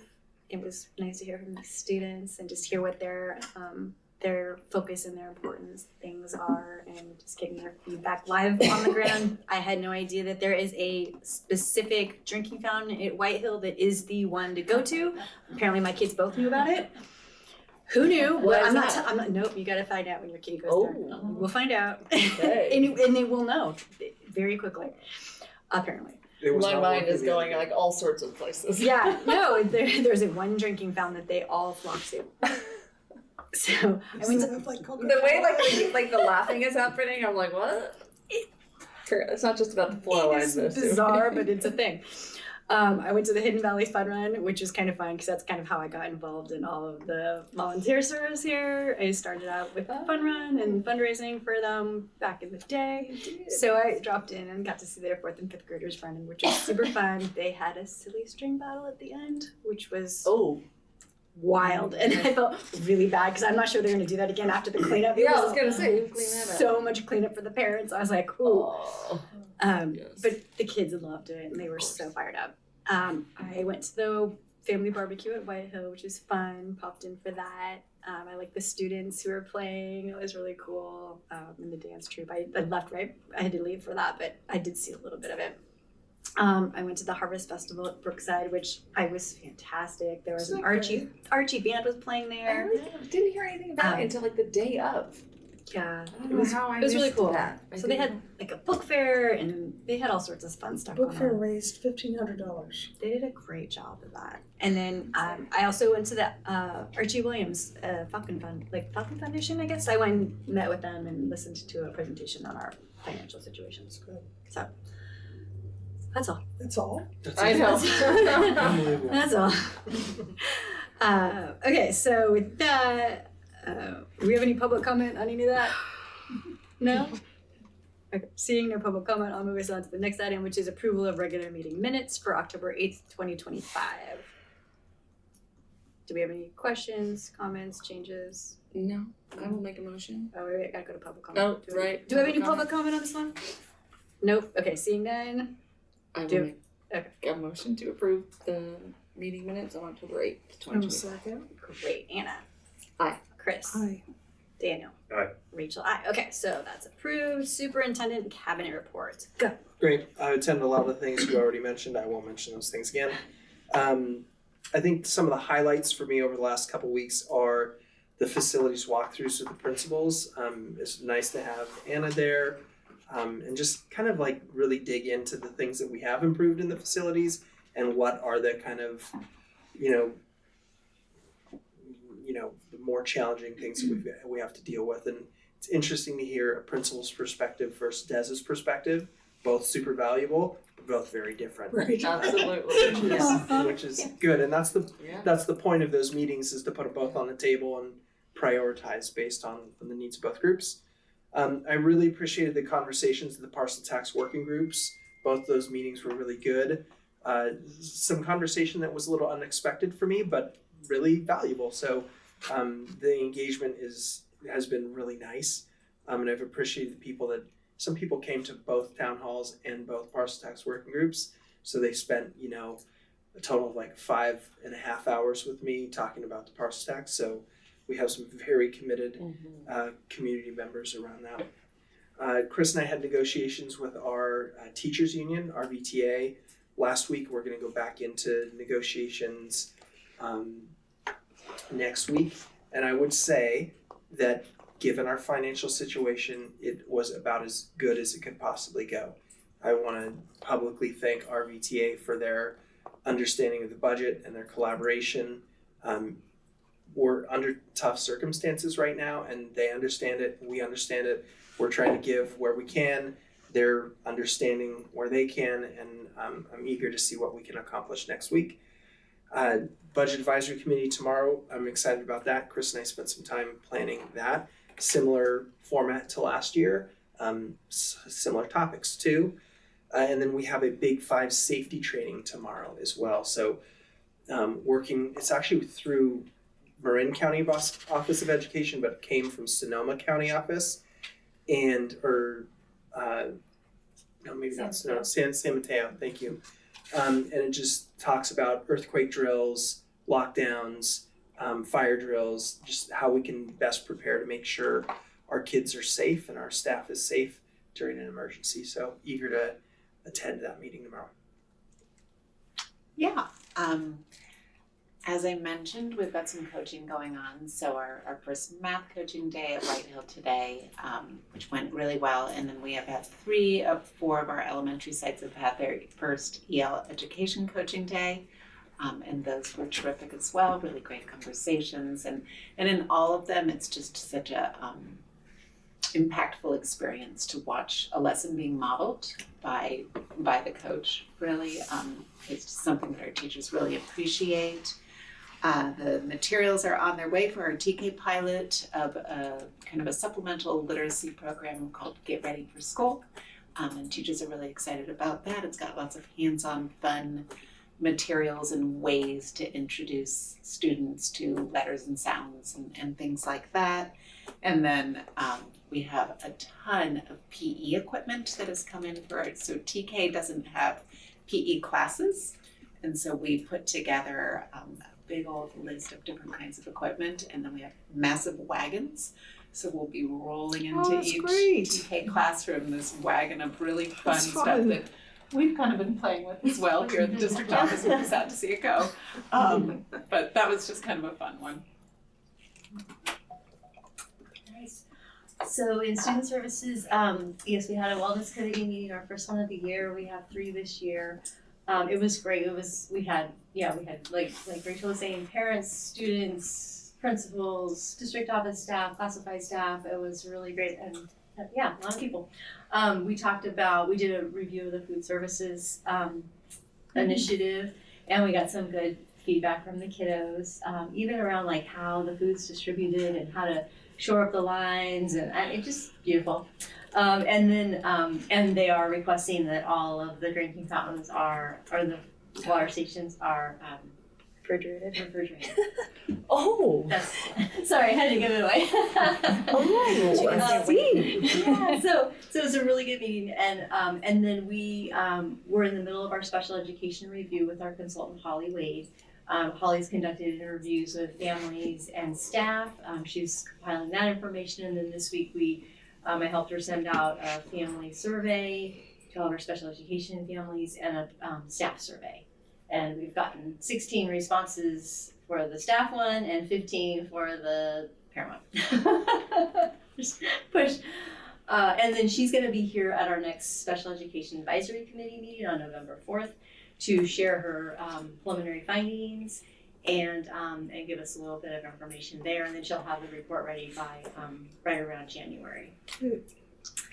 Okay, and then speaking of Special Education Advisory Committee, our next meeting is on November 4th here at the district office. We're going to have an update from Holly, and then we're also going to review 3 versions of a definition of inclusion that were generated from all the feedback from the last meeting. So we're going to start digging into that.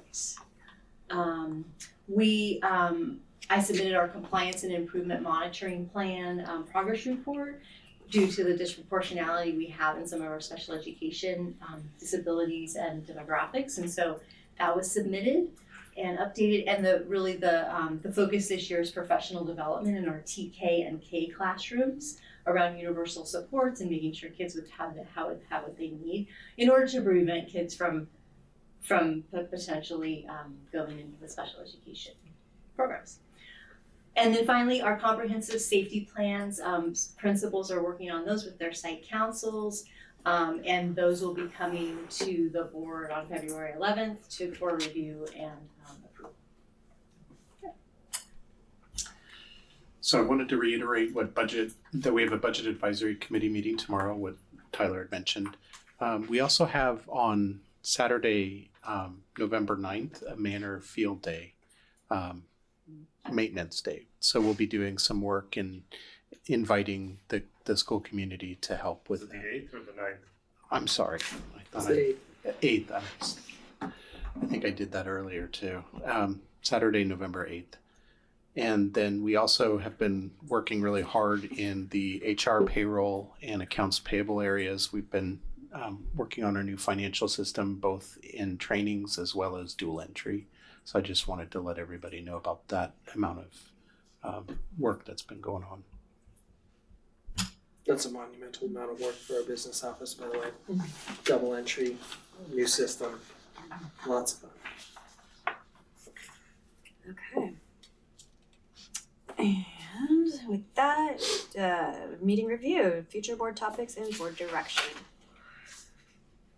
I think I wanted us just to look at our AI policies for our board docs or whatever. I don't know if it would be under board policies or if it would be under just general guidelines, but something like that. Yep. It's on my tech desk. policy. There you go. I figured after we were all at that meeting. Yep. Great. I have probably, in order for me to bring that, I need to do some engagement with our teachers. I mean, I can just bring it for us to discuss, but I'd rather bring you with some information from our teachers and our principals and some best practice, and they need a little bit of time to prepare that. That's good. Do you have those like three? You have like three things that have to be on your policy.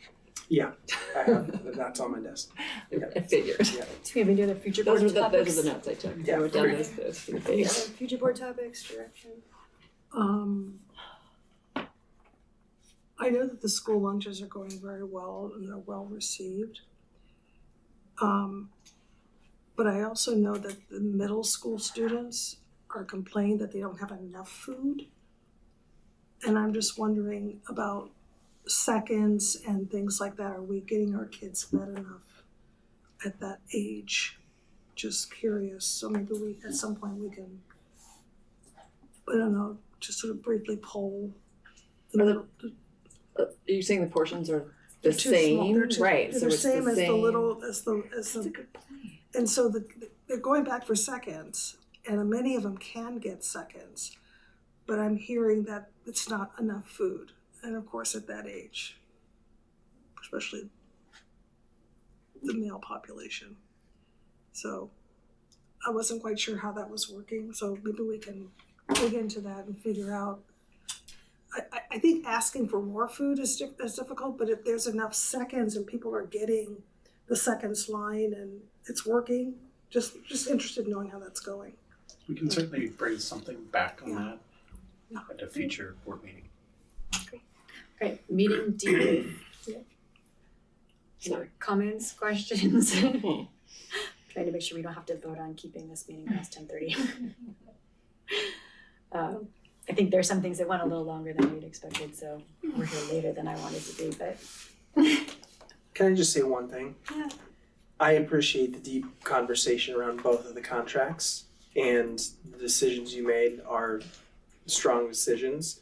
I think it's an indication of the community that you're willing to wrestle with decisions that are traditionally just on consent, right? So the fact that you didn't have it on consent, you had it on discussion action, and you actually had a real discussion with it based on the community feedback, I think that's an indication of a healthy board. I think it's a highlight that we should just keep in mind moving forward. and I loved having the kids here. Always a huge Oh, highlight. so good. So glad. So impressive. Yeah, they're fantastic. All right. Any other meeting debrief comments? If not, I will adjourn us at 10:22. All right.